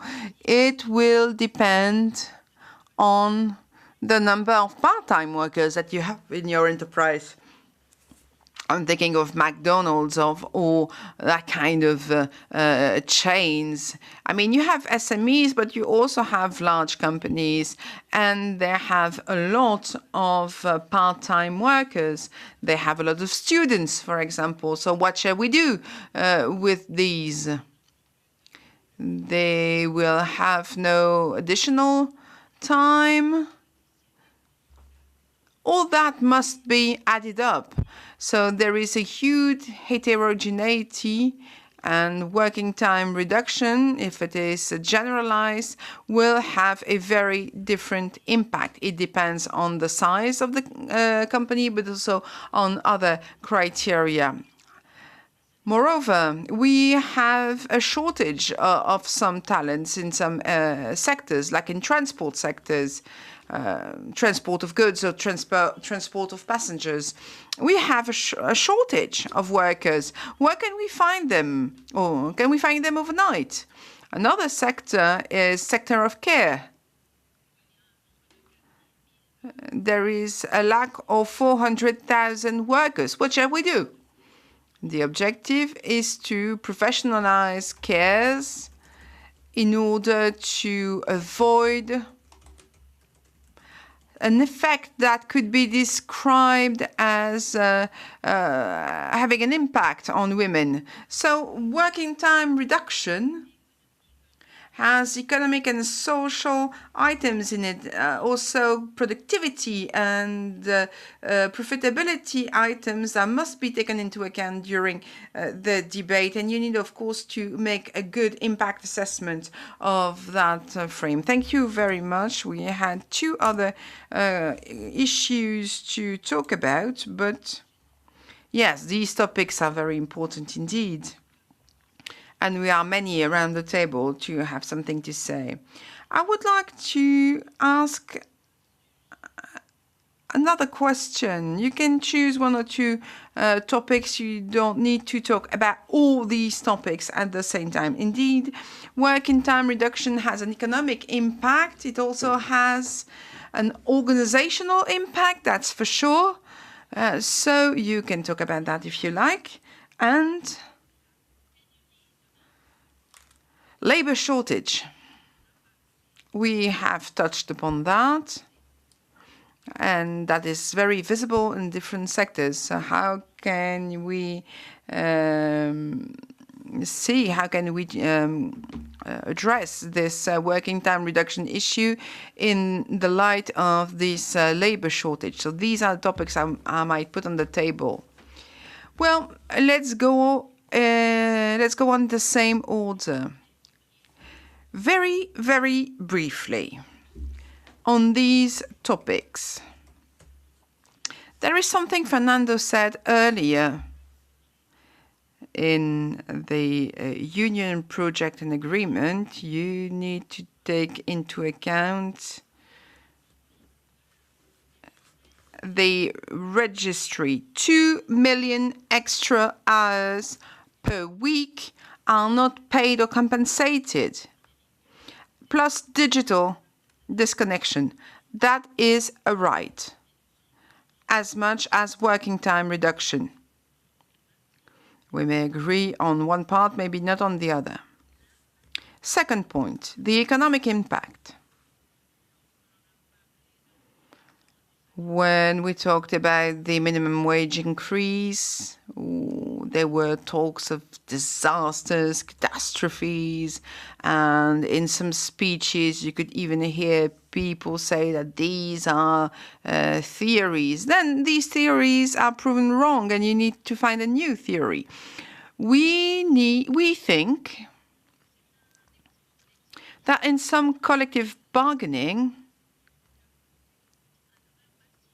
we maintain a maximum time, which means that there are investments in other factors. We're talking about productivity issue in Spain, but you don't take into account real factors impacting this productivity deficit. The deficit is not the work factor. It depends on the way of different sectors. The productivity deficit is the use of capital. It's mostly on that issue in Spain. Therefore, we must be consistent there. Jesus Mercadet talked earlier about part-time. Most part-time work is done by women in an involuntary way. And part-time in Spain,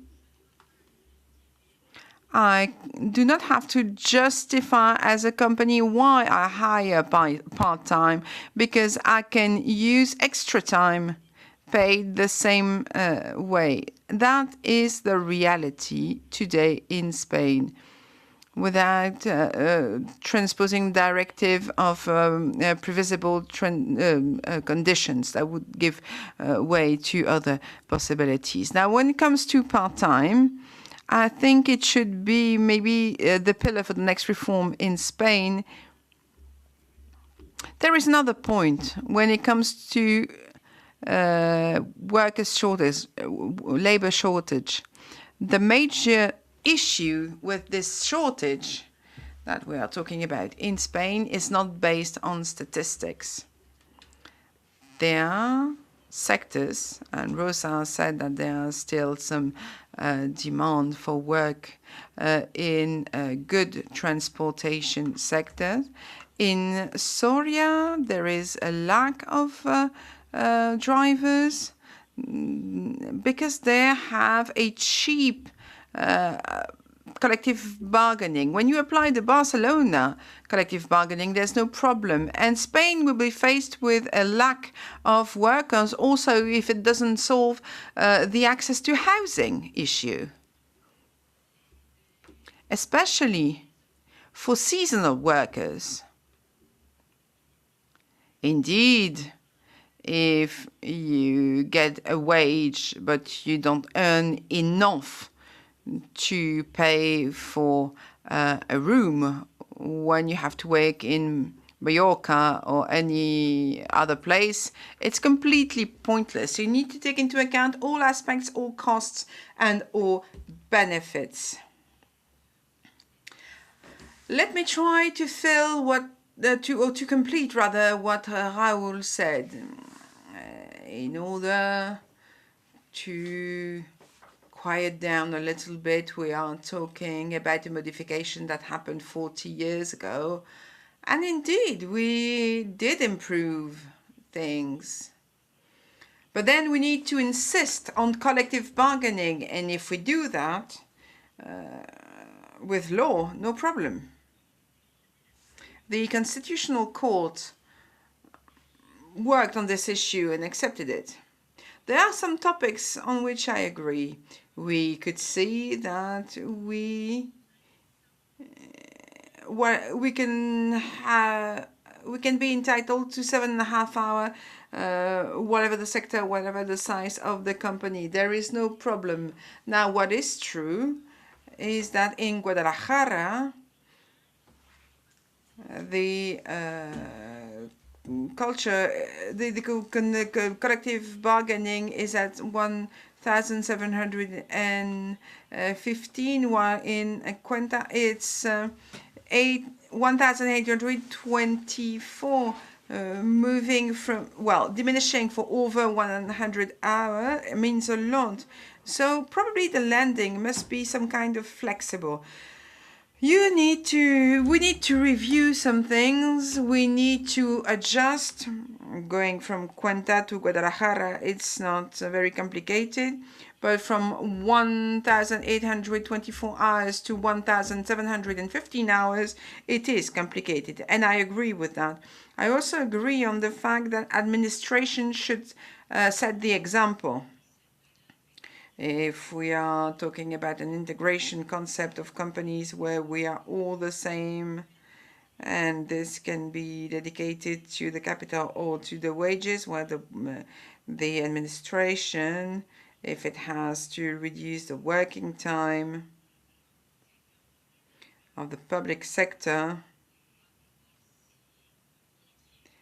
they have to contribute. I agree with that. Completely agree with that, I should say. Now, it means that it is a question of willingness. I think the limits set by the law, and we're talking here about legal aspect, logically it must be fixed by the law. And we need to enforce the law afterwards. Let me conclude. We need to take into account other type of very important items in working relationships, but they have nothing to do with working time reduction. Raoul talked about the the workers' shortage. In some area, this has nothing to do with working time reduction. One of the issues is access to housing. 2.5 million unemployed people. With this lack of shortage in Europe, to me it is not compatible. 2.5 million unemployed people looking for work and a lack of a shortage, a workers' shortage. There's something that doesn't click here. How can we organize working relations in Spain? Because it looks like a failure, and that's incredible. We have a very high unemployment rate in Spain, and at the same time, we have a working shortage, a labor shortage. Around this table, we are trying to see how we can act and what we can do. If we want to have equal sectors, workers, companies, there are some hurdles along the way, and we need to discuss this all together. The myths and from the macroeconomic point of view, working time reduction does not necessarily lead to lower productivity, to lower production. It does not, because there has been many studies and real life examples where it has been proven that when workers are less exhausted, when they are more motivated, they have better ability to concentrate. So in less hours, they can produce the same or even better. Because overworked or burnout, it's basically the hidden cost of the current system. So I think that, if we even look at the countries such as Germany or Netherlands or Denmark, they are the countries that have some of the shortest average working hour, but they are constantly among the ones that are the most productive ones. So it's really not about working more, but it's about working better. And it's about having a smarter organization of time and of tasks. And as I said before, the technology, the AI, automatization, digitalization should really help us in that. So it is about investing in this as well. It is about investing in training and upskilling so that workers have the necessary skills. And it is, of course, about also making jobs more attractive by improving working conditions. Yes, indeed, there is this paradox that we're talking about labor market shortages, and at the European level, there are 13 million unemployed people. So maybe we just need to do a little bit of better matchmaking, or like really see where are the needs and then provide the pathway for those unemployed people so they can get reintegrated to the labor market. And at the same time, one of the main drivers of labor market shortages in some of the sector, it's exactly poor working conditions. So it's not other aspects, but like, why is it so hard to get a truck driver? Well, because they need to work long hours, they need to work during the weekends in a very difficult working conditions. It's the same if we look at the care sectors. If we look at the nurses who are, again, working long hours and are exhausted physically and emotionally. The other part of the care sector, it's being more and more basically platformized. So it's on demand. So it's non-standard forms of employment. Through app, you need to visit different homes, again, in a very demanding and very hostile, many times, working environment. And it's the same with the teachers and the hospitalization sector and so on and so forward. So I think that, if we improve those working conditions, potentially also by reducing working time, we could get more workers who would be interested in working in those sectors as well. So I think that, from the employer's point of view as well, as soon as they understand that indeed happy, satisfied, and healthy worker, it's going to contribute to the productivity, then we can have the entry point for the dialogue as well. And still looking from the macroeconomic point of view, reduction of working time with no loss in pay also leads to better health. It leads to more gender equality. It leads to more job creations. It can lead to work-life balance. And this is beneficial for the society at large. If we have loss costs in health sector, then as a society we're benefiting. The public funding, it's benefiting. We can invest more exactly in care, childcare, for example, so that more women can participate in the labor market. We can invest more in housing so that workers will actually have access to the jobs. We can invest more in public transport so they can travel to the job. So it can all come together, but we really need to look at it from the macro level as well.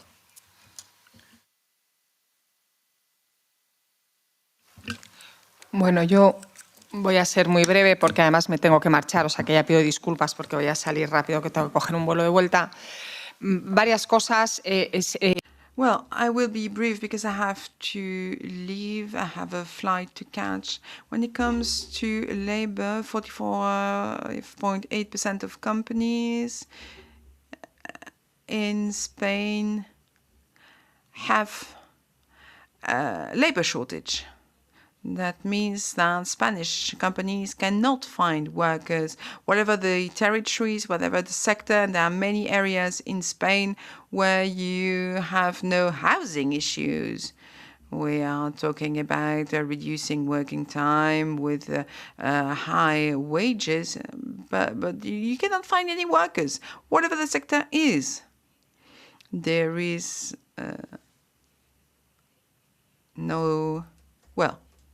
and it's impossible to be able to adapt to this new law. And that's something that will affect the citizens. It's something that I could see with my own eyes for the public sector. Road transport, and you go and hire workers in other countries.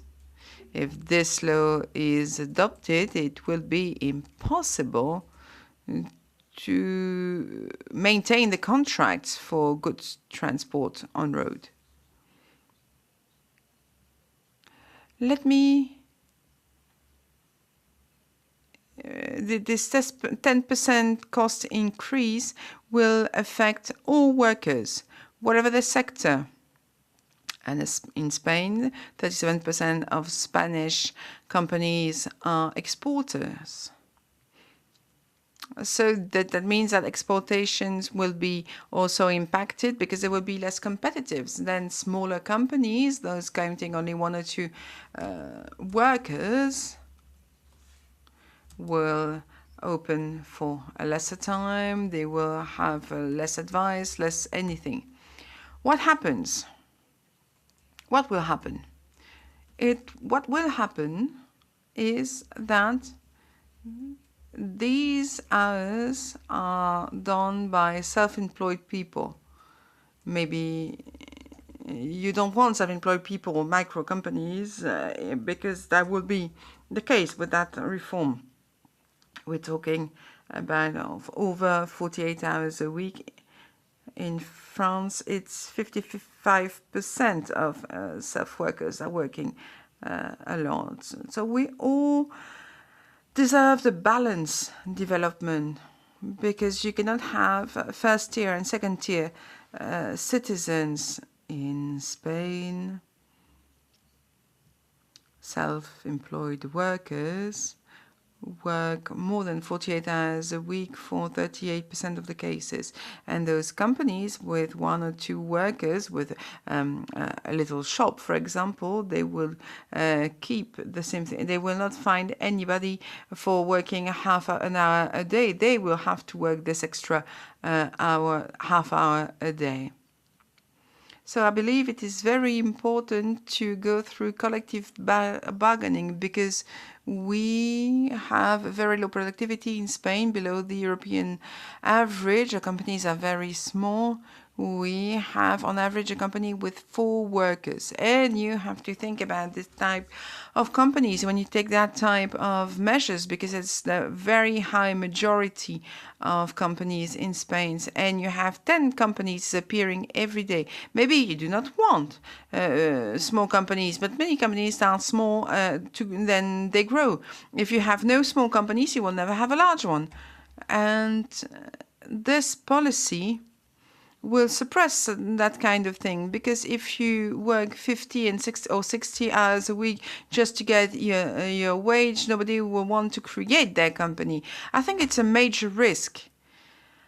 Organization-wise, it's impossible to find somebody for working half an hour a day. So that means that those small companies that have 2 or 3 workers cannot take these changes, except if it is part of a collective bargaining with some criteria.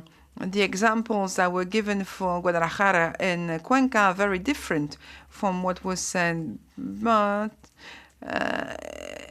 whatever happened, it should be done within collective bargaining. If it is possible in Guadalajara, it will be possible in Cuenca as well, but you cannot do that without transition, without the possibility to reach an agreement.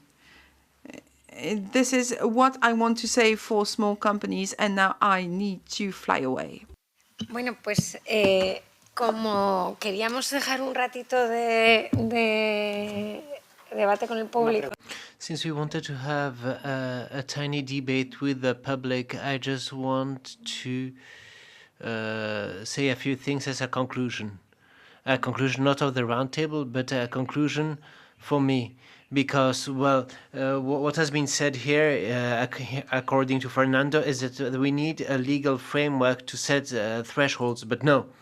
So anyhow, what do I see first? We shouldn't compare the current situation with the situation of the 1980s when we had this revolution of the 40 hours working week. I want to say that this stems for an interprofessional agreement that the four parties we represent here did sign, the two trade unions and us. And we aimed at pushing forward this transition from different rules that were a majority to collective bargaining rules that stemmed from the dictatorship, actually. And that's how everything is based on collective bargaining. And I thought that what we did here, well, was aligned with that. And our model is auto-governance. And therefore, in this agreement and in another agreement, we have for the resolution of conflict, but this one says that to govern ourselves independently through the negotiations, well, we need another exit door. And what did I see? Well, that today, and we've been debating this for a very long time now, I think, and I want to say to Fernando with a lot of respect, because I love them, you want the government to do your job legally, because huge agreements are signed, namely in the chemical industry, and they say, well, that it is far above 1,712 hours a year.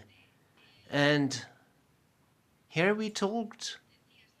You said, rather, Raúl, you said that working time went against innovation. That's what you said, more or less. But I think that innovation is a duty for companies and for workers. In the context we are in, taking into account all the transitions that are extremely important and that need to be tackled. And the same way innovations are necessary, we need to put forward nowadays lifelong learning and continuous training. And reducing working time is amazing as a tool, as an electoral tool, but we forget about sustainability for workers when we talk about ecology, digitalization, becoming older and facing many other challenges. We need to work with the ministry through the social dialogue, namely on the law on lifelong learning. Thanks to this, the training has been improved, but we forget about lifelong learning, I insist. And this is a pending point that needs to be tackled. These 40 hours were total chaos. We, with the interprofessional agreement, we did what we had, and the MPs then said, no, it's not okay. And then total chaos, a total chaos, really. And we solved the chaos through collective bargaining, and we should learn from our mistakes. And as a conclusion, I will say that beyond the 20 agreements we have reached on many different matters, key matters I say, I want to say that we have over 23 tripartite agreements, and here I want to mention the one for collective bargaining that is finalizing this year, because it allowed us to guide the efforts of these last years. It allowed us to avoid inflation, a second inflation. It allowed us to improve the capacities of workers. This is a very good agreement that also tackles many different elements. So taking all of this into account, I would say that we should see the forest behind the trees, behind the working time. We need to take into account the SMEs and everything. And we can see it in the law books. Well, even experts don't know how to manage the law, what the rules are. And I have true data here. This paralyzes investments. Investments are plummeting. And why? Well, because there is uncertainty that stems from this blurry legal framework. So this leads to cautiousness, and this is horrendous for SMEs. I think that what we do it good. But as a consequence, well, we should take action and not leave everything to the government. For being short and brief in your answers. We don't have much time. Maybe, no, we don't have much time. Maybe one question, no? No? Okay, so we don't have, maybe just one question. Thank you. It will be quick. It will not be a question, but just a complimentary comment. Anna Kwiatkowicz, Business Europe, so a counterpart of ETUC at the EU level, cross-industry employers organizations, big businesses, small businesses as well. A few points. We have been working extensively on working time. Flexibility and working time reduction is one of the ways to address it. And we also agree that we need to see a bigger picture. Bigger picture means productivity, European productivity in relation to global competitors. We are lagging behind. We have been lagging behind for 30 years. Whenever we manage to increase productivity, employment is going down. If we increase employment, productivity is going down. In Europe, we need to increase both at the same time. And this is crucial, and it has to be done now. From the employer's perspective, reducing working time with the same money, paying the same salaries, is complicated. That means increasing labor cost. That means increase of salaries. That has to be linked to productivity. It can be done just like this because people will be happier. Of course, everybody will be happier to earn the same money and work less, but it's not that's not the sustainable approach to economy. Shortages of labor, skills and quantitative and qualitative. There's an issue of skills, the mismatch, but also I would like to bring to your attention the question of many people that are inactive in Europe. We have a huge problem with the inactive people. Why they are not wanting to work? That's the question mark that I leave you with. But also we have, and we shouldn't shy away of that, a huge demographic changes, meaning decreasing number of people working age and increasing aging population. This is also something very, very important. Working time regulation is in place in many member states. If there is not in the national system, there are collective agreements. And I will still call for leaving the right space for national social partners at the appropriate level, be it sectoral, be it company level, to negotiate nuanced solutions. Because again, flexibility of working time will mean something else for someone starting off the career and something else for people who are starting families, and something else for people who are mature and out of their family responsibilities, if they did have a family. And the last point to the professor, absolutely agree with your idea of people trying to use less or controlling addiction, but again, there are limits to employers' responsibility.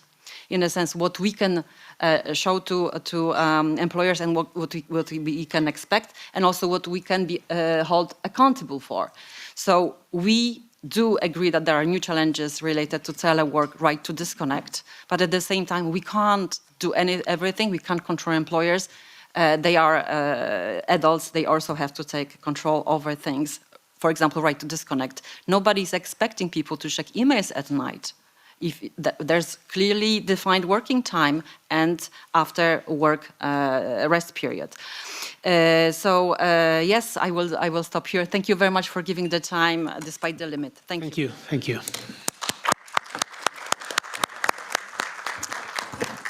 So now some, hello? Yeah, now some housekeeping. We are having the lunch in a room that we need to walk a little bit and going down to the 3rd floor. So we need to keep the group all together. Zoe there will be the leader. We'll have Victor and Lourdes in the middle, and I'll be behind you. So no, we don't lose anyone. But it's important that we keep the group together, okay? El ordenador no. So then I'll translate to Spanish if you don't. Keep your laptops and mobiles with you, okay? You can leave the luggage here, but please keep the valuable with you, please, okay? ¿Necesito traducir al inglés, al español o ya me habéis entendido? Gracias.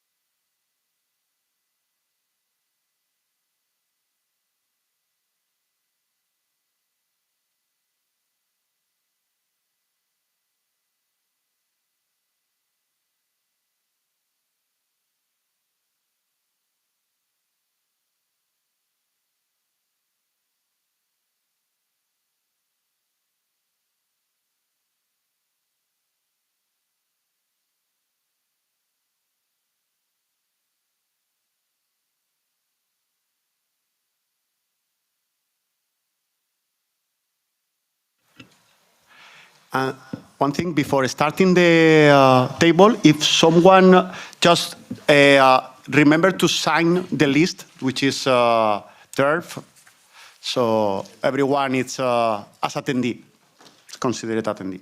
En castellano, que si no habéis firmado, acordaros de afirmar la lista.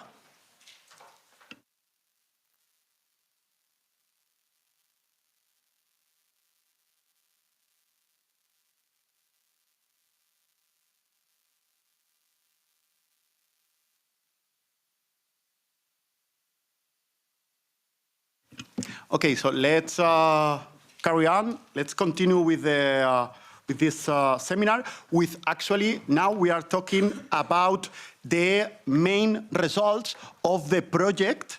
So we are now talking about the innovative case studies in France, Finland, the Netherlands, Ireland, Hungary, and Spain. For that, we have this table full of professor doctors, as you can see in the program. And as they are the main protagonists, because they are the ones who did the research, I'm going just to give them the floor. And this table is going to be with 2 rounds for each. The first round, we are going to talk about what they found in their investigation about the innovative management times. And in the second round, we will just have some concluding remarks for this project. So now I'm going to give the floor to the first speaker today, which is Professor Dr. Dragman Sheik from University of College Dublin. The floor is yours. Okay, so Adrian told us that we should first talk about what time of working time of flexible innovative management, what is the framework, yeah? So, and in Ireland, I must say that debates on innovative working organization are more focusing on remote working and hybrid working than on working time.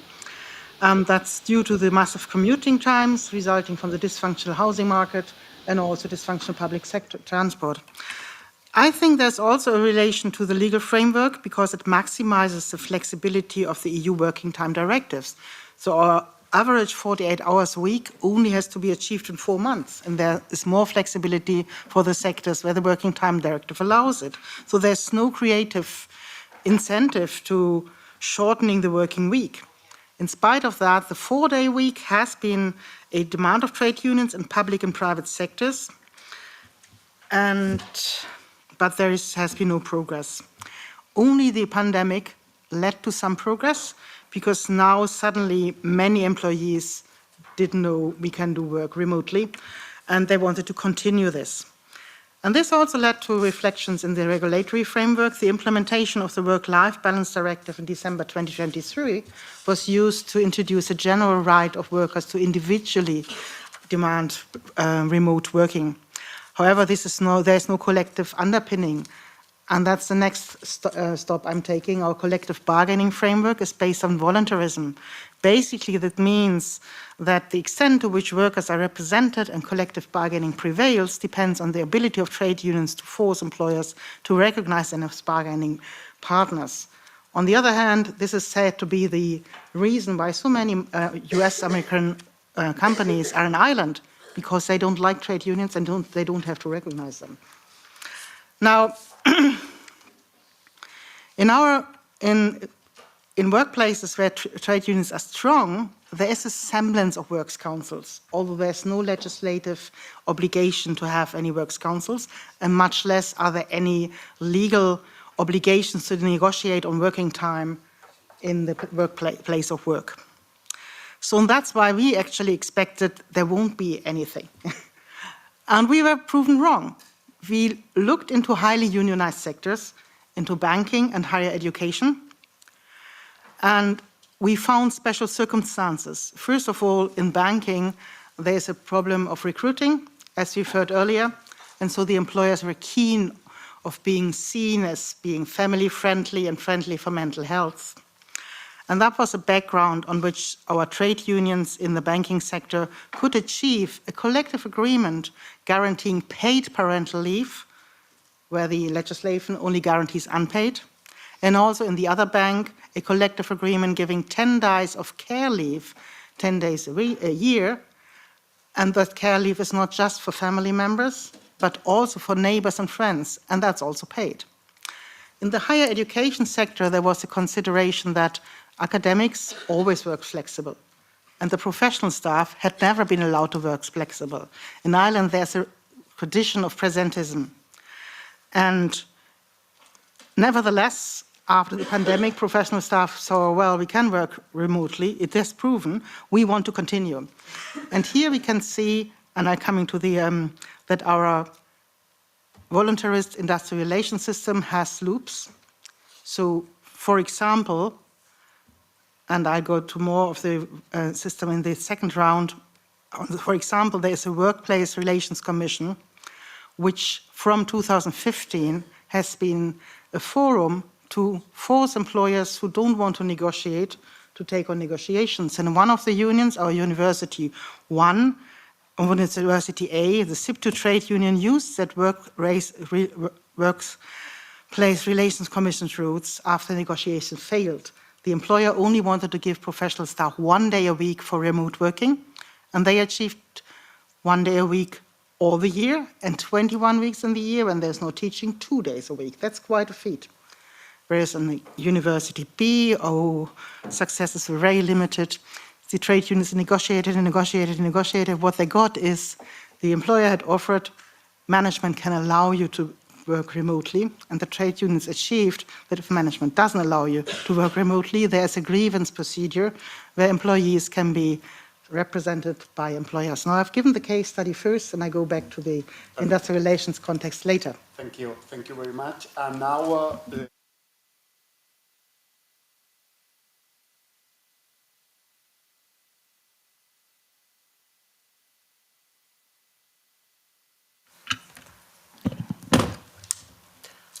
Hello.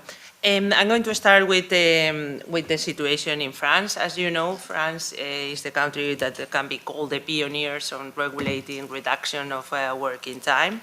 That was done in France through two main laws, the so-called Aubry laws from 1998 and 2000.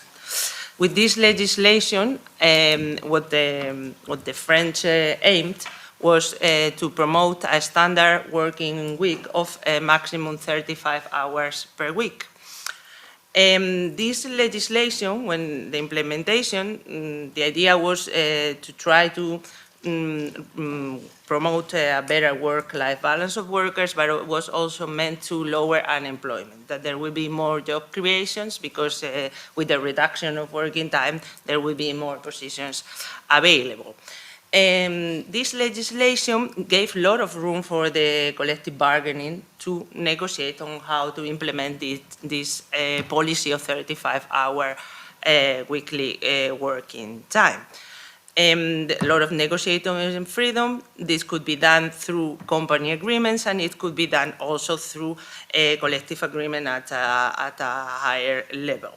So there was a lot of flexibility also on calculating working time annually that was left to the collective bargaining to be arranged, and also important that there were some exceptions. It was not that all companies needed to provide this maximum working week of 35 hours. There were some sectors that there could be some exceptions there, and also there was an exception for a separate arrangement that could be done for the managerial staff, the so-called cadre, and there are several categories included in this managerial staff. This was accompanied by other package of legislation that was trying to promote actually that companies were going on that direction of maximum 35 hours a week, working week. And that was a package dealing with reduction of Social Security contribution for those companies decreasing working time to that maximum, and also with taxation, reduced taxation contributions. There were some tax incentives for companies to follow that path. But as I said, there was enhanced flexibility for the company in arranging the working hours. This has had varying effects because according to Eurostat, what we can conclude is that not all companies in France are working this maximum 35 hours work week. The statistics from Eurostat from 2022 show that the average working hours in France oscillated between 36 and 39 hours. So we know that that is the aim, but there are many exceptions and many flexibility that can be arranged through collective bargaining. Important also in France, I think France has also been pioneer in recognizing the right to disconnect.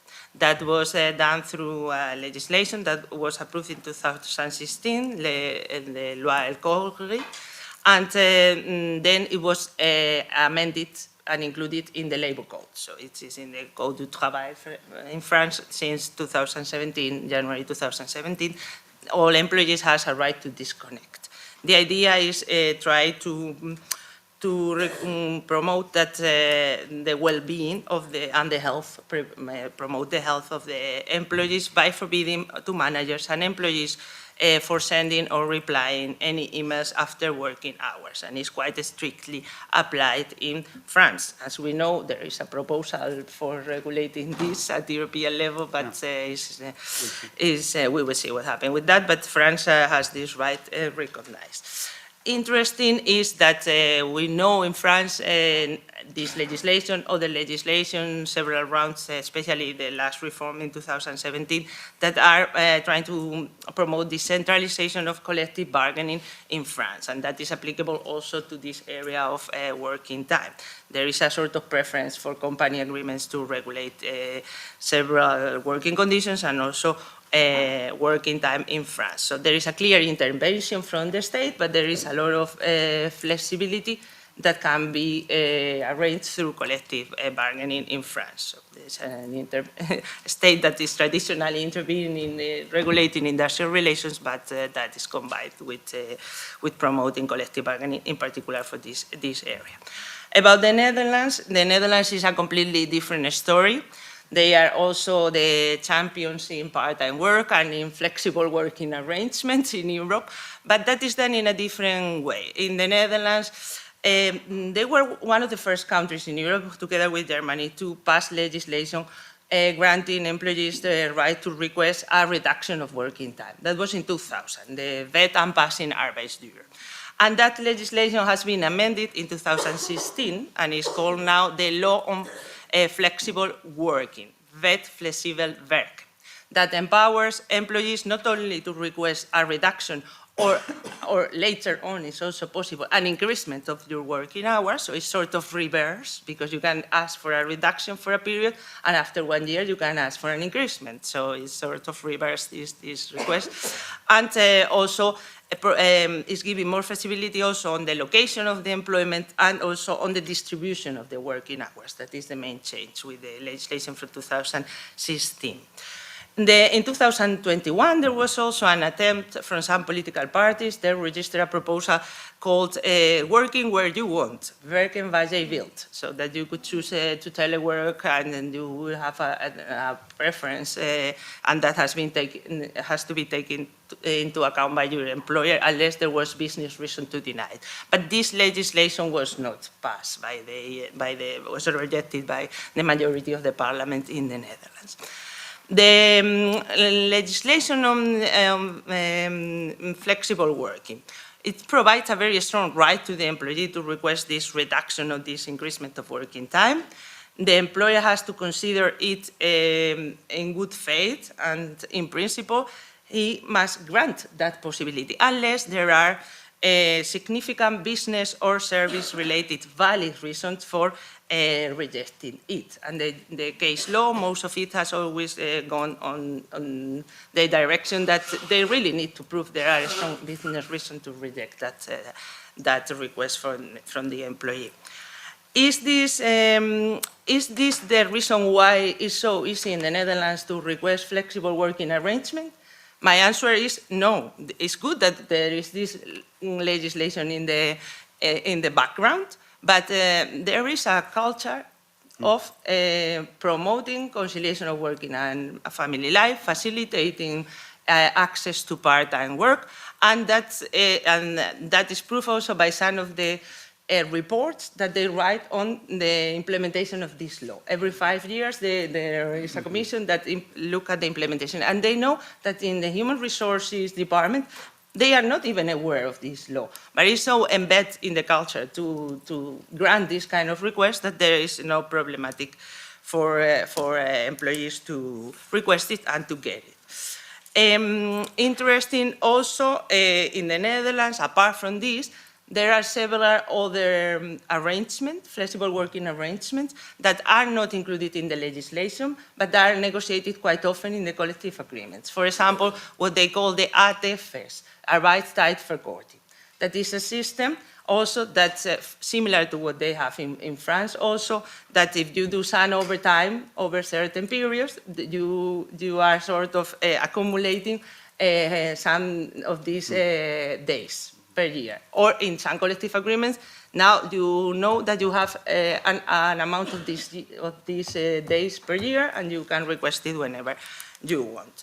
So I think in the Netherlands, in general, this coupled with the fact that part-time work is also part of the culture. There are nearly 5 million people working part-time in the Netherlands.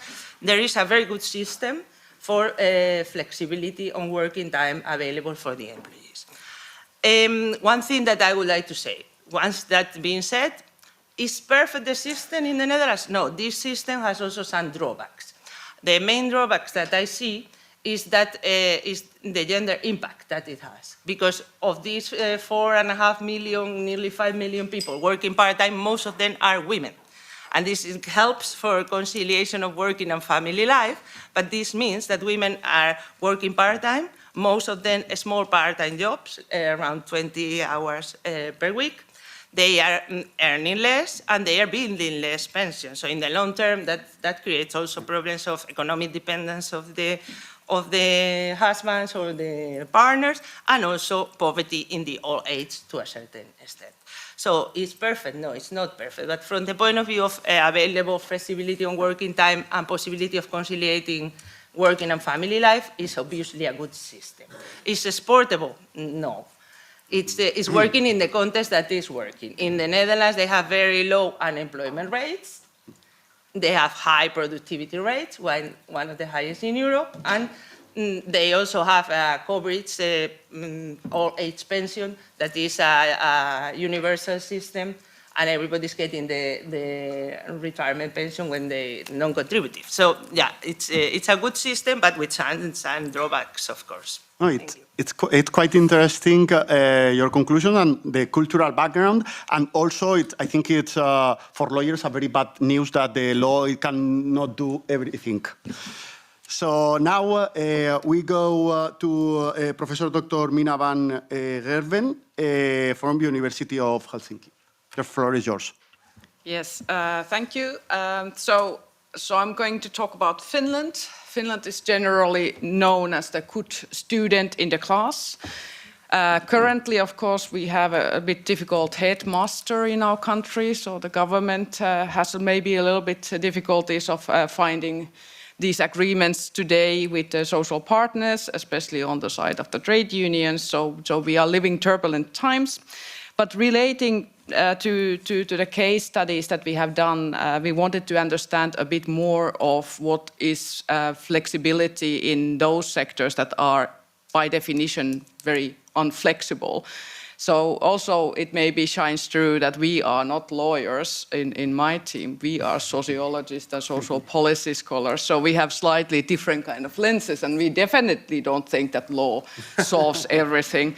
Quite the opposite sometimes. But going back to Finland, I would like to say that Finland has quite a flexible law in itself, that the Working Time Act that we have puts a basis where we can already have flexibility. So it's general up to maximum of 8 hours a day or 40 hours per week, but there's already flexibility within the law that they can vary, for example, with respect to 4 hours in order to make work more flexible in itself.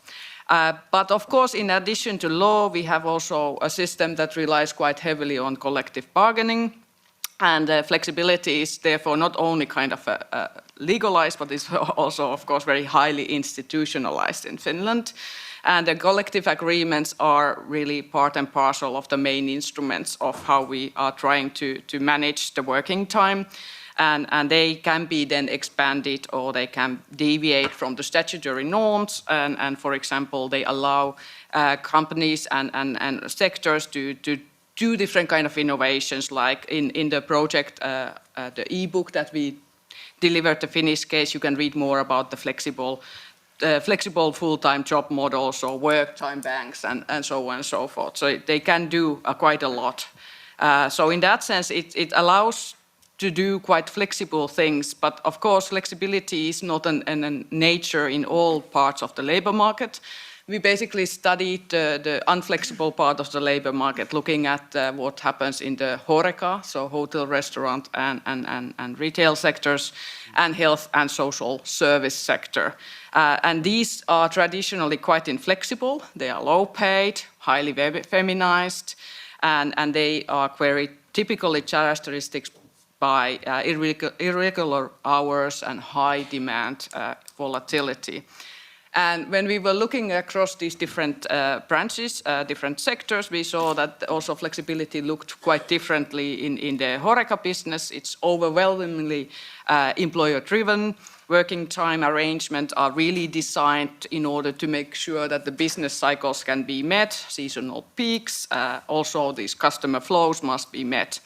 So employees, workers in these sectors, they face quite unstable schedules, very short-term changes in the scheduling, and limited influence and autonomy often with their hours.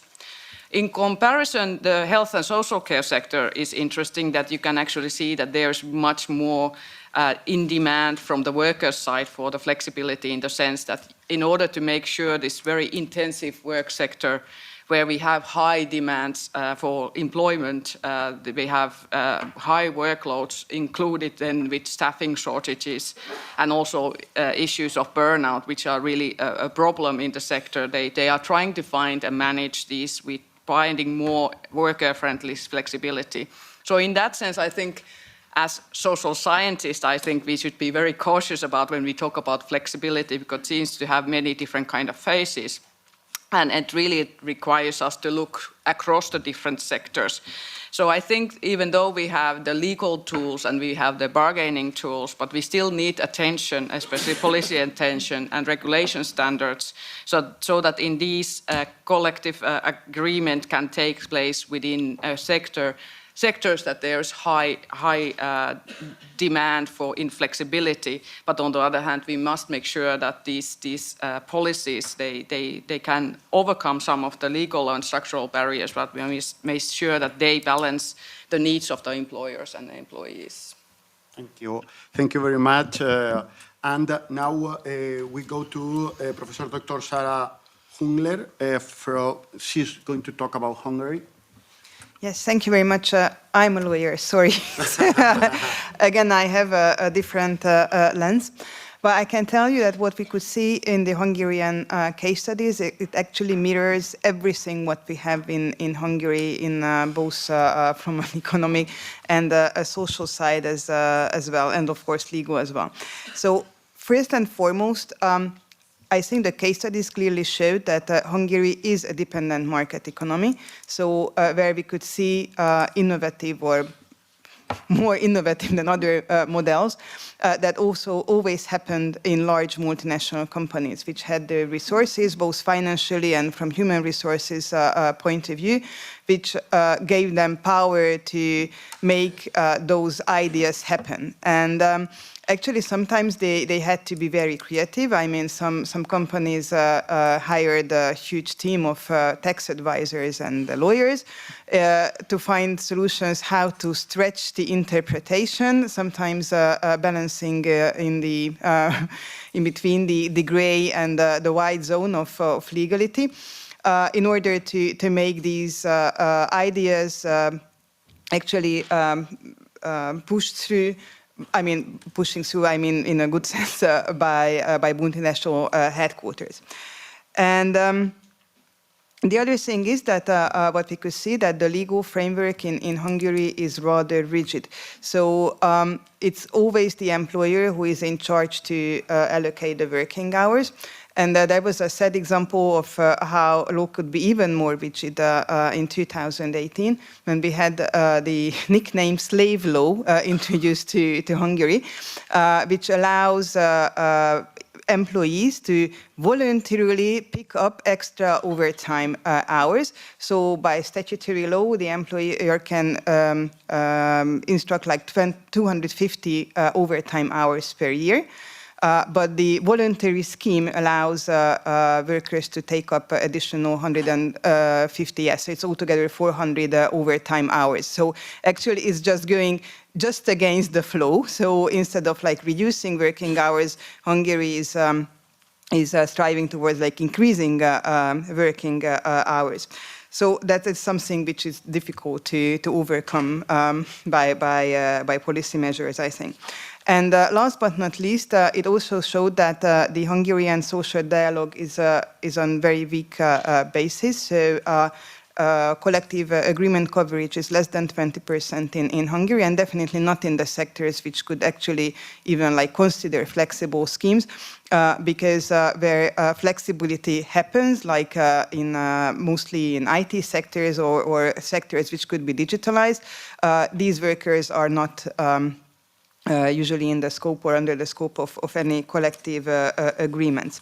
And also we could see that many companies, at least formally, consulted workers' representative bodies, mostly Works Council, but because Works Council have no rights to co-decision or anything stronger than consultation, actually these measures were introduced above they had, but again in a good way. So these companies, I didn't think they meant to overcome the collective labor law structures, but it was just easier for them to not to have another voice which slows down the procedures, because headquarters were kind of demanding on introducing or implementing the globally developed ideas. So I think I will tell more about the specialties when it comes to the second round. So thank you.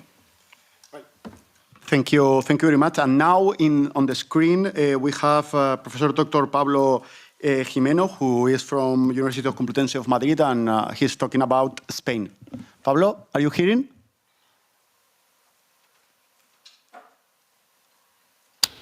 Ahora.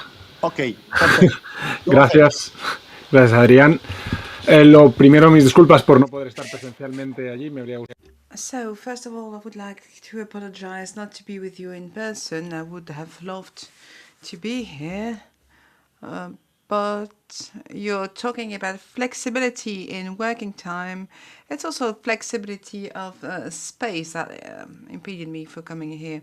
When it comes to the flexible working time in Spain, we have a system that is looking for some flexibility or rigidity at several levels. The law has a general framework with a number of weekly hours, but then you have a whole yearly calculation, and it gives you the possibility to make flexible the needs when it comes to work and working time. This working time must be coordinated with some resting time. Rest between 2 half days, daily rest, weekly rest, and days off or holidays. We also have an average of weekly days and the hours a day that is provided by law. The several flexibilities, be they negotiated or at workers' level, from the company's perspective, we have a collective bargaining and we have the possibility to regularly affect day by day or week by week. So these 40 hours a week can be distributed with 10% more or 10% less throughout the year. And this margin could be governed by collective bargaining. We also have the possibility to compensate additional or extra time with new flexibility items. And the regulation when it comes to part-time work provides some flexibility provisions with so-called complementary or supplementary hours that can be negotiated by with a contract, and they are part of collective bargaining. Workers have the possibility to reduce their working time, either be it by conciliation, provisional, personal conciliation, or by some protection measures for women who are victims of domestic abuse. There is a possibility for a flexible time schedule depending on your working agreement, and also when it comes to remote work. This leads us to collective bargaining. I apologize, said the gentleman. Collective bargaining aims at reducing the working day. We have 1,826 hours a year, while collective bargaining established a maximum of 1,700. And then there are different other things that the collective bargainings cover in Spain. It depends on the agreement itself. This collective bargaining can be quite fragmented. For example, 90% is done at provincial level, i.e., most is done through provincial agreements, and the province is the smallest territorial unit in the Spanish classifications of territories. And to make it even more complicated in companies, you can offer additional flexibility measures because within a given company, you can decide to provide other measures like works in shift, extra time, or a flexibility measure, and this will have an impact on the working time arrangement and management. If you want to make things even more complicated, we have discrepancies between the real working day and the effective day. All these hours must be worked, and that means that it does. Well, in Spain we say it doesn't work. Those mechanisms. Some mechanisms were introduced to correct those errors. There is now renegotiation from the government, and we are insisting on this day register. In my second intervention, I will talk about other interesting items. Thank you. lawyer. And and also I want to apologize to the translator, the people who is translating, because it's difficult to make translation with online, and also that we have a little time and we want to say a lot of things. So now we are going to go to the second round of questions, which now we are going to talk about the conclusions or main takeaways of this project. So why is useful is this project is because we have some knowledge that is interesting to know. And for example, just from the first round, I take one question, one takeaway, which I think is quite interesting, is that it's not also the law part, it's also the economy, it's also the cultural, that's why we have very different backgrounds, which is quite important to know that in the place that we are in the European Parliament. So if in the future there is some regulation about that, you have to take into account that it's going to be very difficult because we are seeing very different systems. So that's something that, for at least for me, it's also very useful for this project. But now we are going to speak to the authors, to the researchers, main researchers, about this conclusion. So now, Dharma, your time. Yeah, so for us, I wanted to make 2 points. So one point, as I said initially, we didn't expect any success in collective bargaining in this area. And I think that, and maybe it doesn't sound like a big success if we get 10 days extra paid leave for caring, but this is a country which only introduced 2 days sick leave after COVID, yeah? So 10 days caring leave paid is a feat. And also 7 weeks paid parental leave is a feat. And getting those university professors to acknowledge that their professional staff only has to be on site for 3 days a week is quite a bit. So why was that possible? We think, I said initially, our industrial relations systems is voluntarist and doesn't support this. I need now to modify that, because from 2015 we have seen consolidations of changes, and on the one hand, under voluntarism, collective agreements are not binding, they must be implemented in the contract of work. However, from 2015, there are registered employment agreements whose legal quality was doubted in the past, and which are now legally binding for workers and employers who organizations are parties. These need to be applied for, and it's a very complex process, but it's possible. Furthermore, in sections where industrial relations are dysfunctional, joint labor committees can be established and which issue employment regulation orders, and that's basically an extended collective agreement, like in France, they all are extended. Thirdly, employers who refuse to engage with the trade union locally or on sectoral basis can be subject to an investigation by the Labor Court and then be ordered to engage. And finally, the Workplace Relation Commission, I mentioned that already, can offer a forum to achieve agreement when negotiation is refused. So this only worked in heavily unionized sectors. What can be done to make it work also in other sectors? And here I think, as we are in the European Parliament, the Minimum Wage Directive comes in, which has been a trigger for a process of reviewing the industrial relations system. So Ireland does not currently reach the 80% coverage. We have a trade union density from 28% down from 60% in the 1980s, and collective bargaining coverage from 43% in 2021, up from 34% in 2017. That's a direct result of the 2015 changes. Now, when it comes to working time, remote work and flexibility, that needs to be negotiated locally. And there's no incentive for local negotiations in the Irish industrial relations systems. So following the Working Time Directive, the government has now started a consultation process, and that consultation process also has a question how to establish legal obligations for negotiation locally. So for us, this is very important. And if this Working Time Directive falls in the next few months before the Court of Justice, then the European Parliament should be thinking about at least the collective bargaining part to put it into perfect. And I think that can be done legally. On another note, the advantages of our model of what has been achieved was remote working and flexibility. I think in some of the papers it said that's because industrial relations are so weak.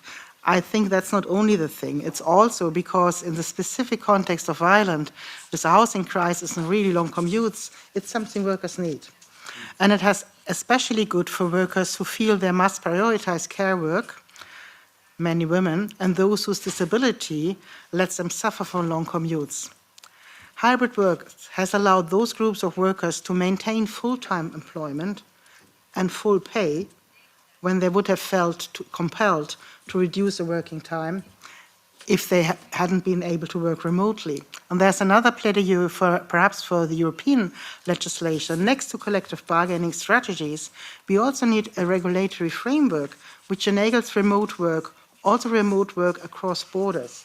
And that's another thing which perhaps also the EU level need to consider, because at the moment it's very difficult to allow remote work across borders. So that's my two takeaways, and I hope they were a little bit interesting for this level. Thank you. Yes, very interesting. So geography is also important. And now, Professor Ramos. Thank you.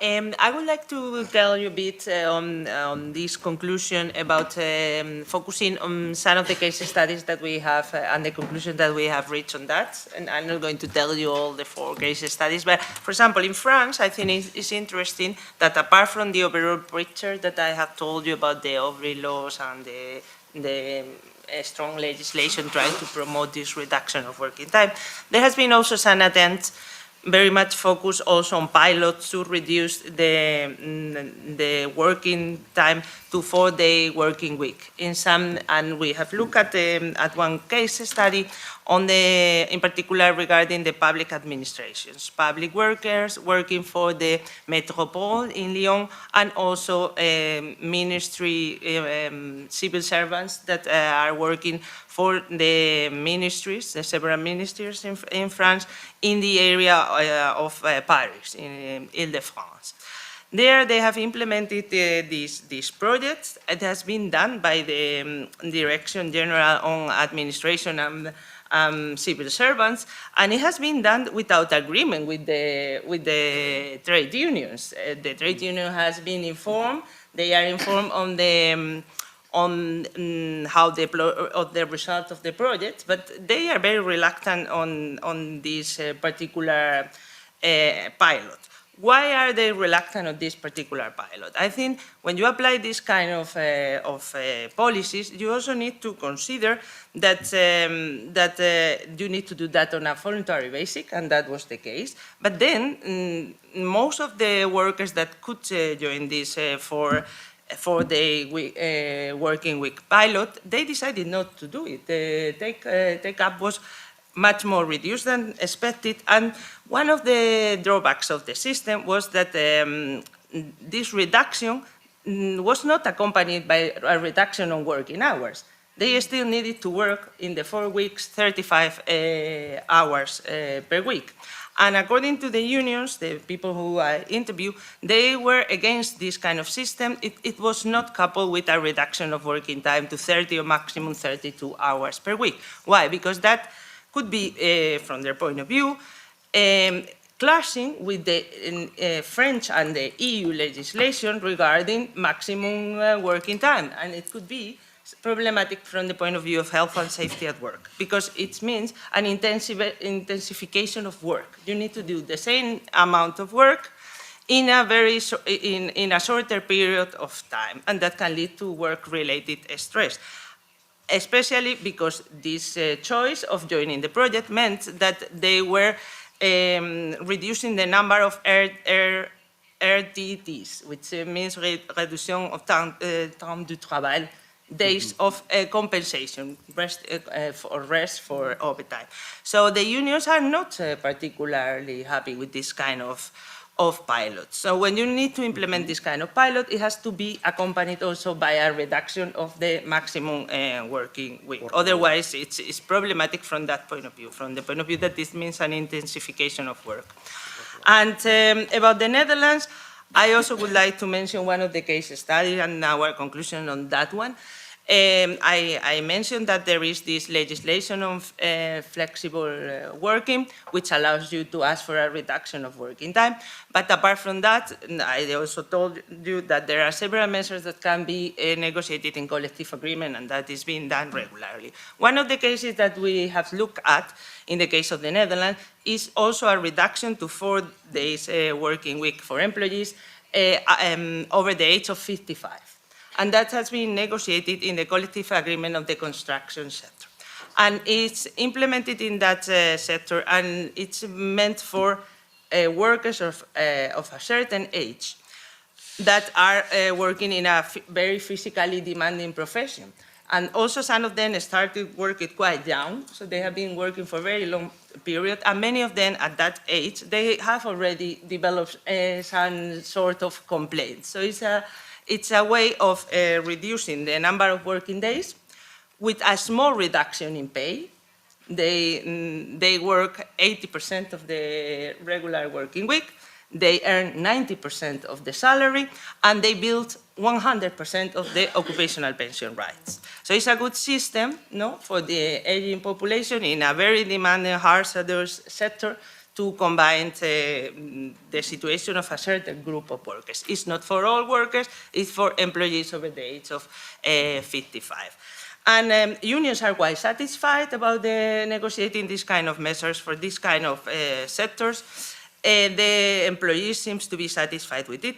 The only issue here was when we conducted the interviews is that the FNFA representative, they said they would like to have more transparency and more information on how the scheme is actually working. Why? Because the employers are not informing the union how many employees are taking this possibility. They only arrange this with the tax office. But they say, yeah, when we need to evaluate for the next negotiation round, then we don't have enough information to know if this is actually a measure that is quite popular and is working well and is successful. And apart from that, general conclusions on my case studies that in both countries, what we see is that there is a commitment from the government also to promote flexible working possibilities for balancing, that help workers balancing professional and personal life, but they are doing that through very different mechanisms.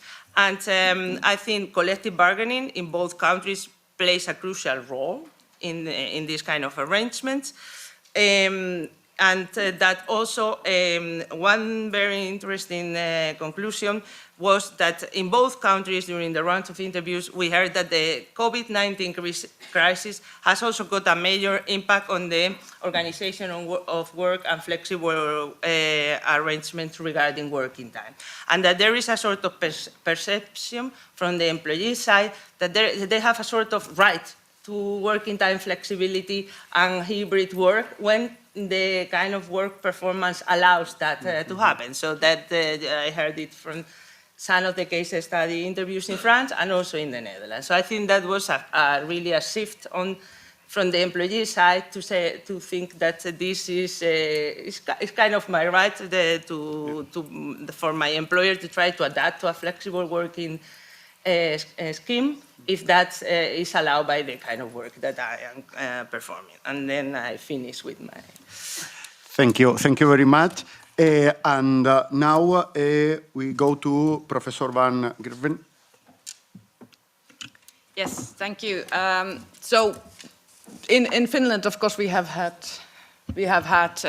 our previous Prime Minister was talking about or set out this idea of reducing working time and having 4-day week. But that hasn't resonated in the current discussions. So it's one of these discussions that seems to come up in every 7 years or something like that. It's like the basic income that we have these ongoing debates. And also, of course, for our sector that we looked at, so the HoReCa and the service sector. So basically, you don't talk much about reducing working times. There is some discussion of involuntary working times, so in the sense that people have they are involuntary working part-time, not having sufficient hours, and in some cases even being forced to work a couple of jobs in order to make the living, especially now that our government is cutting the benefits, social security benefits, quite harshly. So it has led that people are really kind of pushed to work more in different jobs in this sector, and that also, of course, leads to heavy burden on them. Actually, they talked much more about the overtime, working much more than basically what they should, in the sense, especially in the healthcare sector, social and healthcare, of course, being characterized by very heavy lack of staff and very intense work. So it's more about the question of, do you actually work enough in order to make the living? And I think this is also an important point that we should take into account, that even though we have regulation combined with collective agreements, we need these kind of inbuilt safeguards so that this flexible work doesn't become an exploitation, and we must make sure that there is a role for, of course, for collective agreements. And we heard that also in the interviews, that we need to have this flexibility in providing work, both from the employer and employees' interest, but really this flexibility should not be as a kind of a cost for the well-being of the workers. And also the question of decent jobs and being paid sufficiently are really, I think, burning issues here. So we need legislation to structure the flexibility, to set clear boundaries and expectations, and that they actually, which is one of the biggest problems in what we heard, is how to have predictable and sustainable working conditions. So in that sense, we should make sure that we don't fill in work arrangements that basically are like employer-driven tools to cost cut or control labor. We need collective bargaining mechanisms to counterbalance these things. And in that sense, we should not, good working conditions, decent pay, decent jobs, especially in this sector, are extremely important in order to make work pay for the people that are doing it. Thank you very much. And now, Professor Hungler. Thank you very much. I think from Hungary we have three key takeaways.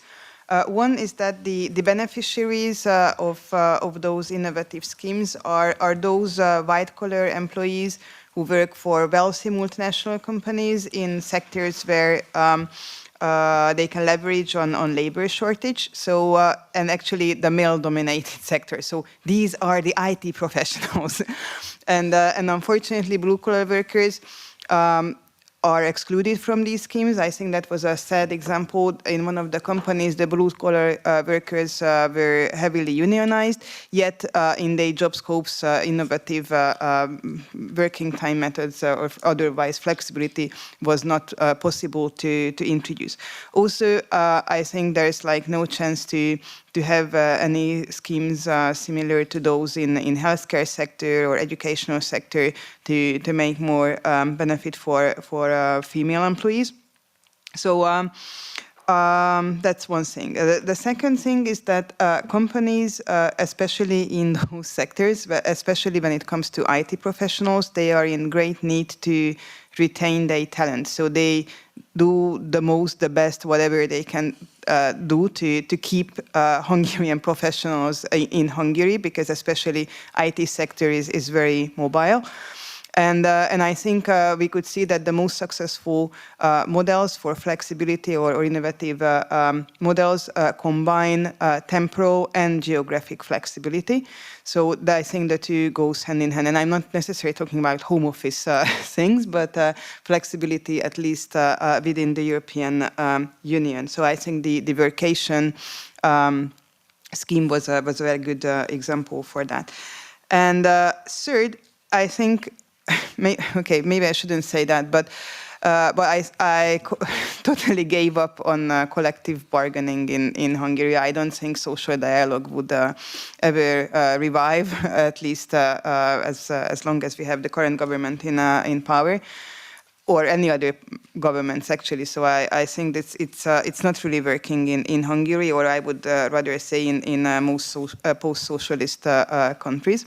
But on the other hand, to say something positive at the end, I think these models, what we could see from these 3 companies we examined, is similar to generic medicine. So the expensive experiments were made by those companies. They learn from each other. We also have the failed example of the 4-day working week model from the Hungarian telecom companies. So they know what is working, what is not working, and the model is there, so it's already developed. So it's going to be much cheaper for other companies to learn from these models and adopt to their own needs. So I think the hope is there that sooner or later, at least to some sectors, it's going to be more widespread than these 3 examples we found, choose whatever, for this research project. So I think that could be a hope for everyone who is seeking for flexibility and innovation at their workplace. So thank you. Thank you very much. And now, Pablo, is your turn. Gracias. En el caso español, retomando donde lo dejaba, la práctica y la legislación. So that's what I said earlier. Practice and negotiation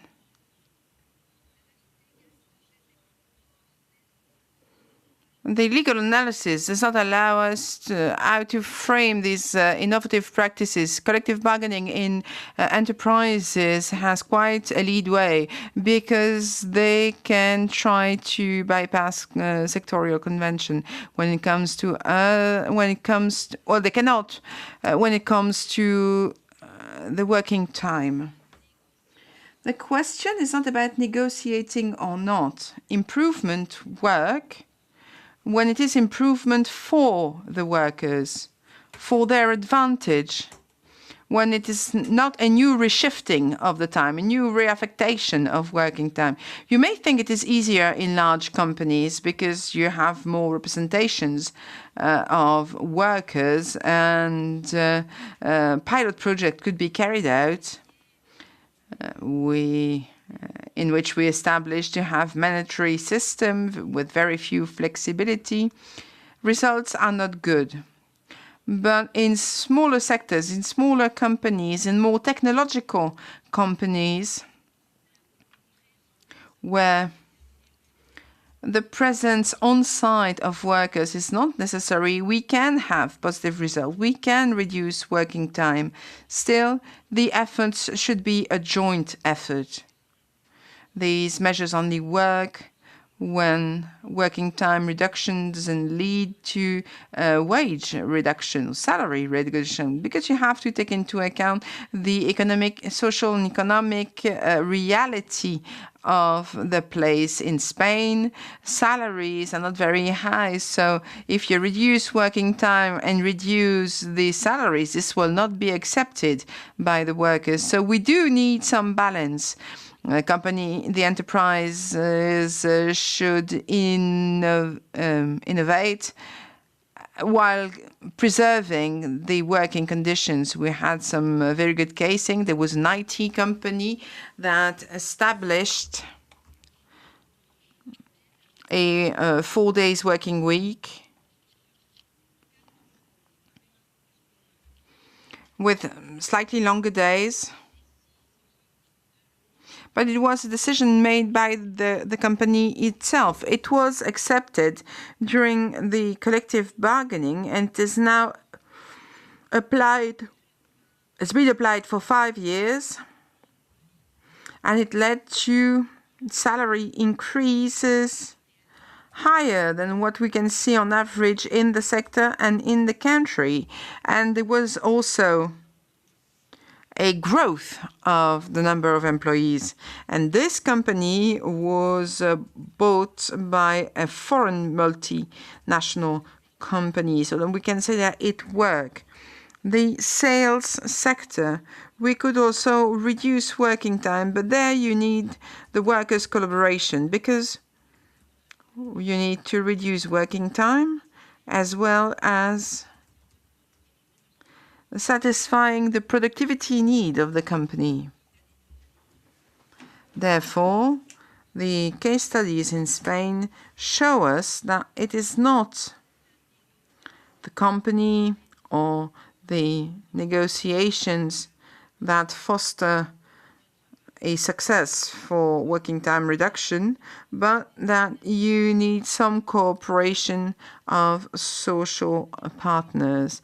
And this is not a decision to be applied unilaterally. There are very promising pilot projects, but the conclusions are not always positive. You have positive measures because you have here pioneer enterprises. They attract talents and they improve the working conditions.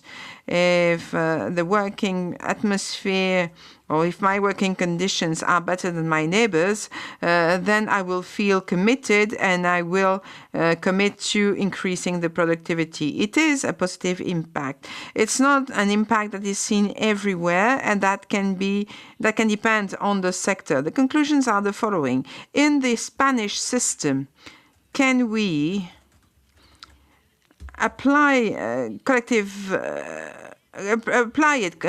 bargaining is useful but not necessary. You need a framework, and we can see positive impact because these are pioneer companies, and this gives us some good brand image, some very interesting brand image that can attract talents. Thank you.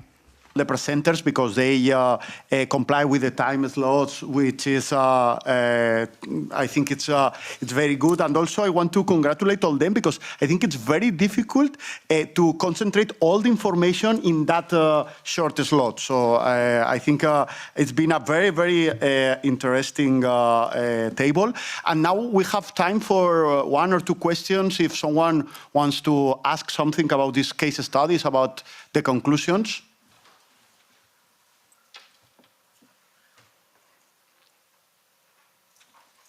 Well, as I said, there is a lot of information, and the good thing, yeah, now we have a question. Perfect. Thank you very much. It was very interesting. It's for the Irish examination. I'm just wondering, did you consider looking at the reduction in working hours in the public service in 2023? I know it was a rollback from austerity, but it seems like a big project. Yeah, that's we looked into what has been achieved by negotiations at workplace level, because we see, if we look, and of course, it's an important context of the Irish case study, that in the higher education sector and also in the rest of the public service, but especially in the higher education sector, there used to be the 32-hour work week, which offered itself for a 4-day week. And that's also the reason why Forza and SIPTO had been campaigning for a 4-day week before the crisis. And then with the crisis, working hour increased, and that idea got out of the backdrop. So we have come back, not to 32 hours, I think, yeah, but to lower hours than 48, which is good. And that maybe that could have allowed for more flexibility. What I think also for the 2023 and 2024 collective bargaining was that we now have principles that at workplace level, flexible working and remote working should be allowed, but there's no mechanism in those public sector agreements how to achieve that in detail. Yeah? So and that's why we didn't very much looked at it. What we wanted to see is what can you achieve in detail, and what can trade unions in the current Irish system achieve in detail. And we were positively surprised that it is possible. And I think it's a shortcoming of that public sector agreement that there is a bit of politicking around this remote and flexible, but no specific steps how you can actually achieve that at your workplace. Thank you very much. There is another question there. Okay. Yes, hello, Birte Dedden of Uni Europa here in Brussels. I just have a question regarding the example from France and also Spain that was mentioned. something comes back actually when you talk about working time reduction. The problem that I also see, and you mentioned it, is a compressed working week. And I think I would like to just generally ask, in the other case studies, has it been an issue? Because from the perspective, for instance, of Belgian trade unionism, we have here also the opportunity, legally speaking, to go for a 4-day work week, but it's also a reluctance from the trade union part, because it just means you have to put your full working load into a compressed working week. And that is not exactly what we need, because then you see rather a detrimental effect on safety and health. So my question would be, was that only in your case study, or would that be something that occurs everywhere? Did you get any comments around that? Is there any collective agreement around that tries to tackle that? So I would be interested in that. Thank you. That is a great question. Actually, I wanted to ask the same, so thank you. And there is because I prefer to pick a round of questions. Someone else, do you want to ask something? Yeah? Go ahead. I just have one small question to all of us, actually, to you and to all of us. Talking about working time as being defined as time you're at the disposal of your employer, has there been any debate on what that means? Because apart from the waiting time and those kind of issues, the time that I'm just on my phone, am I at the disposal of my employer or not? Because that also affects the debate and definitely the issue of flexibility which you're counting. I'll make it clear, when we're talking about the right to deconnection, I'm always thinking, why do I not have a right to deconnect during work from my private life? That would help me to concentrate. If you understand what I mean. And that's, I mean, has somebody been discussing that? Because I would love. Yeah. I think that is called divorce, but. You cannot divorce your kids. Yeah, that's true, that's true. That's abandonment. Okay, now very interesting question also. So now about the workload. Yeah. In France, I interviewed someone from Interco, that is a union mainly for the public sector employees. It was quite clear she was very reluctant on the pilot implemented in the Métropole of Lyon and the one that is still taking place for 1 year pilot in Ile-de-France. And the focus was especially what you said. They are extremely worried about the intensification of work, especially because one of the conditions is that they need to renounce this collectively agreed RTTs, that is a sort of compensation rest time days. And they even considered, she was not a lawyer, but from the legal office of the unions, they were saying, yeah, this could clash also with the rules on the minimum resting periods of the directive. Yeah. So I think it has to be rethink. We need to rethink this. If you apply that, it has to be with a reduction of the maximum weekly working time. Because otherwise it will lead to problems, to work-related stress for sure. If you try to do the same that you were doing in 5 days, in 4 days, especially in areas like Lyon and Ile-de-France, that you also have a very long commuting time, because most people is not living in the center of Paris, is living in the suburbs, you have a problem, you know? And so I think this is exportable to any case in any country that they want to implement this. I haven't seen any of this in the Netherlands, because in the Netherlands there is this culture of part-time work. So they do what they need to do. They are quite efficient, apparently, because the productivity is quite high.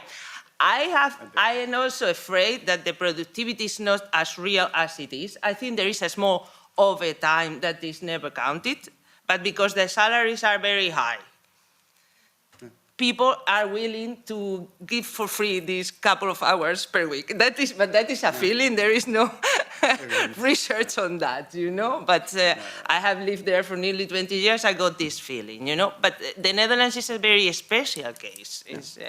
But I think what our findings for France, I think, are exportable to other cases of pilots. And this was the position of one of the unions who was following that dossier, and I have read the position of the other union, CGT, that is the biggest one in France, and it's exactly the same. So I think the point of view of the union, the standpoint on this is quite good. They are not against this pilot. They are going against this pilot. It means intensification of work. Yeah. And someone wants to pick the question about the divorce? I don't think it's about divorce. I was divorced. If somebody else is more experienced in divorce, So actually, we have some academic discussion on that, especially your example is a good one for that. But eventually, like working time is a binary model. So if you work, it's working time. If you do not work, it's rest time. So there's no overlap. And I mean, not personally me, but fellow academics try to figure out how could that be tackled, this problem. And there were like many funny models, but none of them looked sustainable. So I think it's still up to the individual employee to discipline herself and say that, okay, I'm not replying to the headmaster's email during working hours, and I'm not picking up a call from work when I'm cooking dinner, but actually you do. So that's digital detox what you need. Thank you very much. So, well, it's. May I say something else on divorce? Yep, or on the non-divorce? So it gives me the opportunity to say that, first of all, the 4-day week only works if you get 32 hours weeks as well. Yeah, but even within that, you will then may still have intensification of the work at the workplace due to internationalization or interregionalization. That's what you're talking about. You want to do some conceptual work, but at the same time, you have to respond to different requests on a short-term basis, often from different time zones. And that's actually a new field for which collective bargaining hasn't picked up yet properly, to allow concentration time at work, blocking conceptual time, and then allowing intensive communication times in other times, and to reduce expectations of response. For example, 48 hours response time could be to emails and calls, could be something which is worthwhile going for in collective bargaining as well. It's just a few ideas. Okay. Yeah, very short. Yes, very short. I think also the point that you made, respect to the traveling, the commuting time. I mean, we need a discussion what is working time. So I think you are hitting the nail in the head. So in that sense, they are, especially in the low-paid sector, these are really, really crucial issues that we should have better grasp. Completely agree. It's a legal question. So, okay. Well, thank you very much. I think it's very, very interesting. Please, big applause for all the presenters.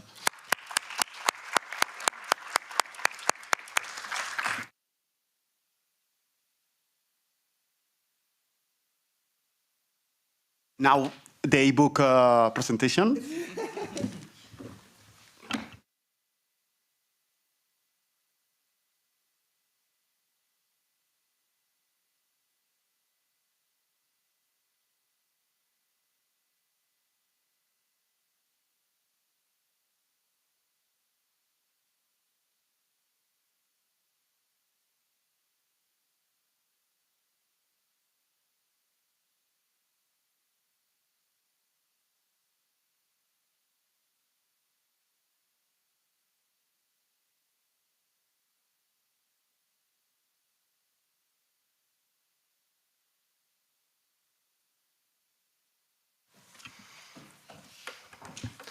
Ladies and gentlemen, this is the moment you've all been waiting for. We're at the end of the panel sessions, which were obviously really interesting. I also want once again to thank and congratulate the whole team, especially Annabelle and Munoz, for the great lead of this project, which has led to enormous outcomes. So I have learned a lot during this day, and I think I'm not the only one. I hope that also concerns you, that you have learned a lot about working time and innovative cases on working time reduction and flexible working time arrangements in Europe. So thank you. Thanks also to everybody who organized this. It has been splendid, it has been well done. Thank you very much. Now we come to the special issue. There is an e-book from this conference. And not only from this conference, actually from the whole research project, to be honest.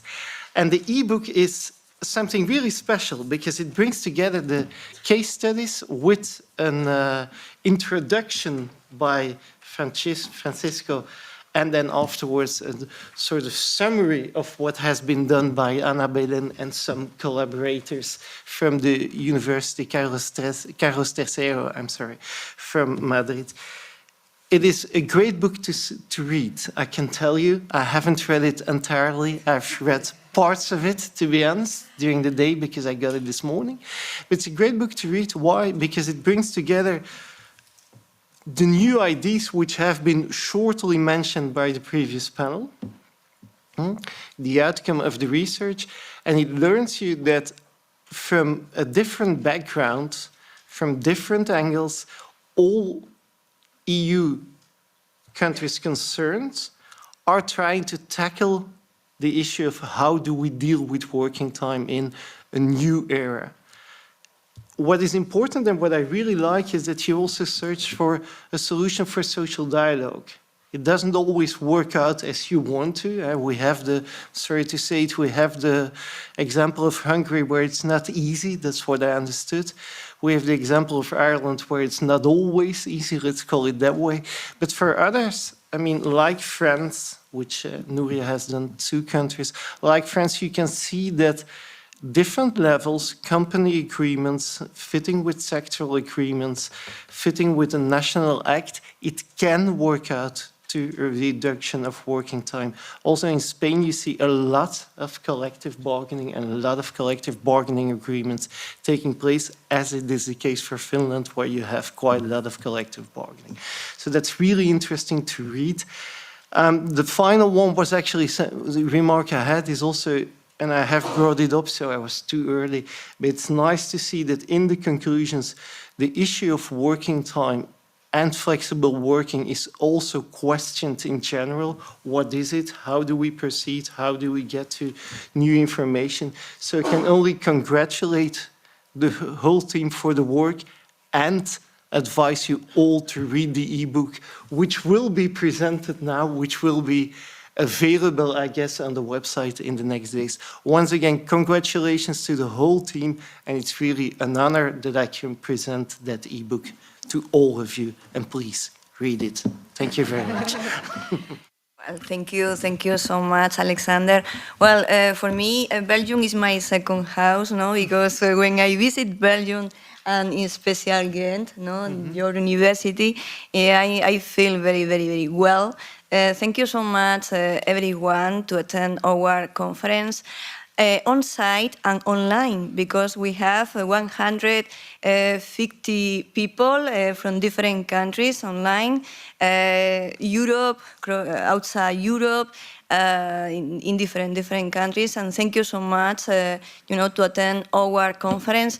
And we close the conference only saying, well, thank you so much, and we hope you enjoy with our research. We continue to work, no? And congratulations, the INNOVAWORKING team, no? Because your collaborative work is essential, no? To carry out this objective. Thank you, and we close the seminar. Thank you.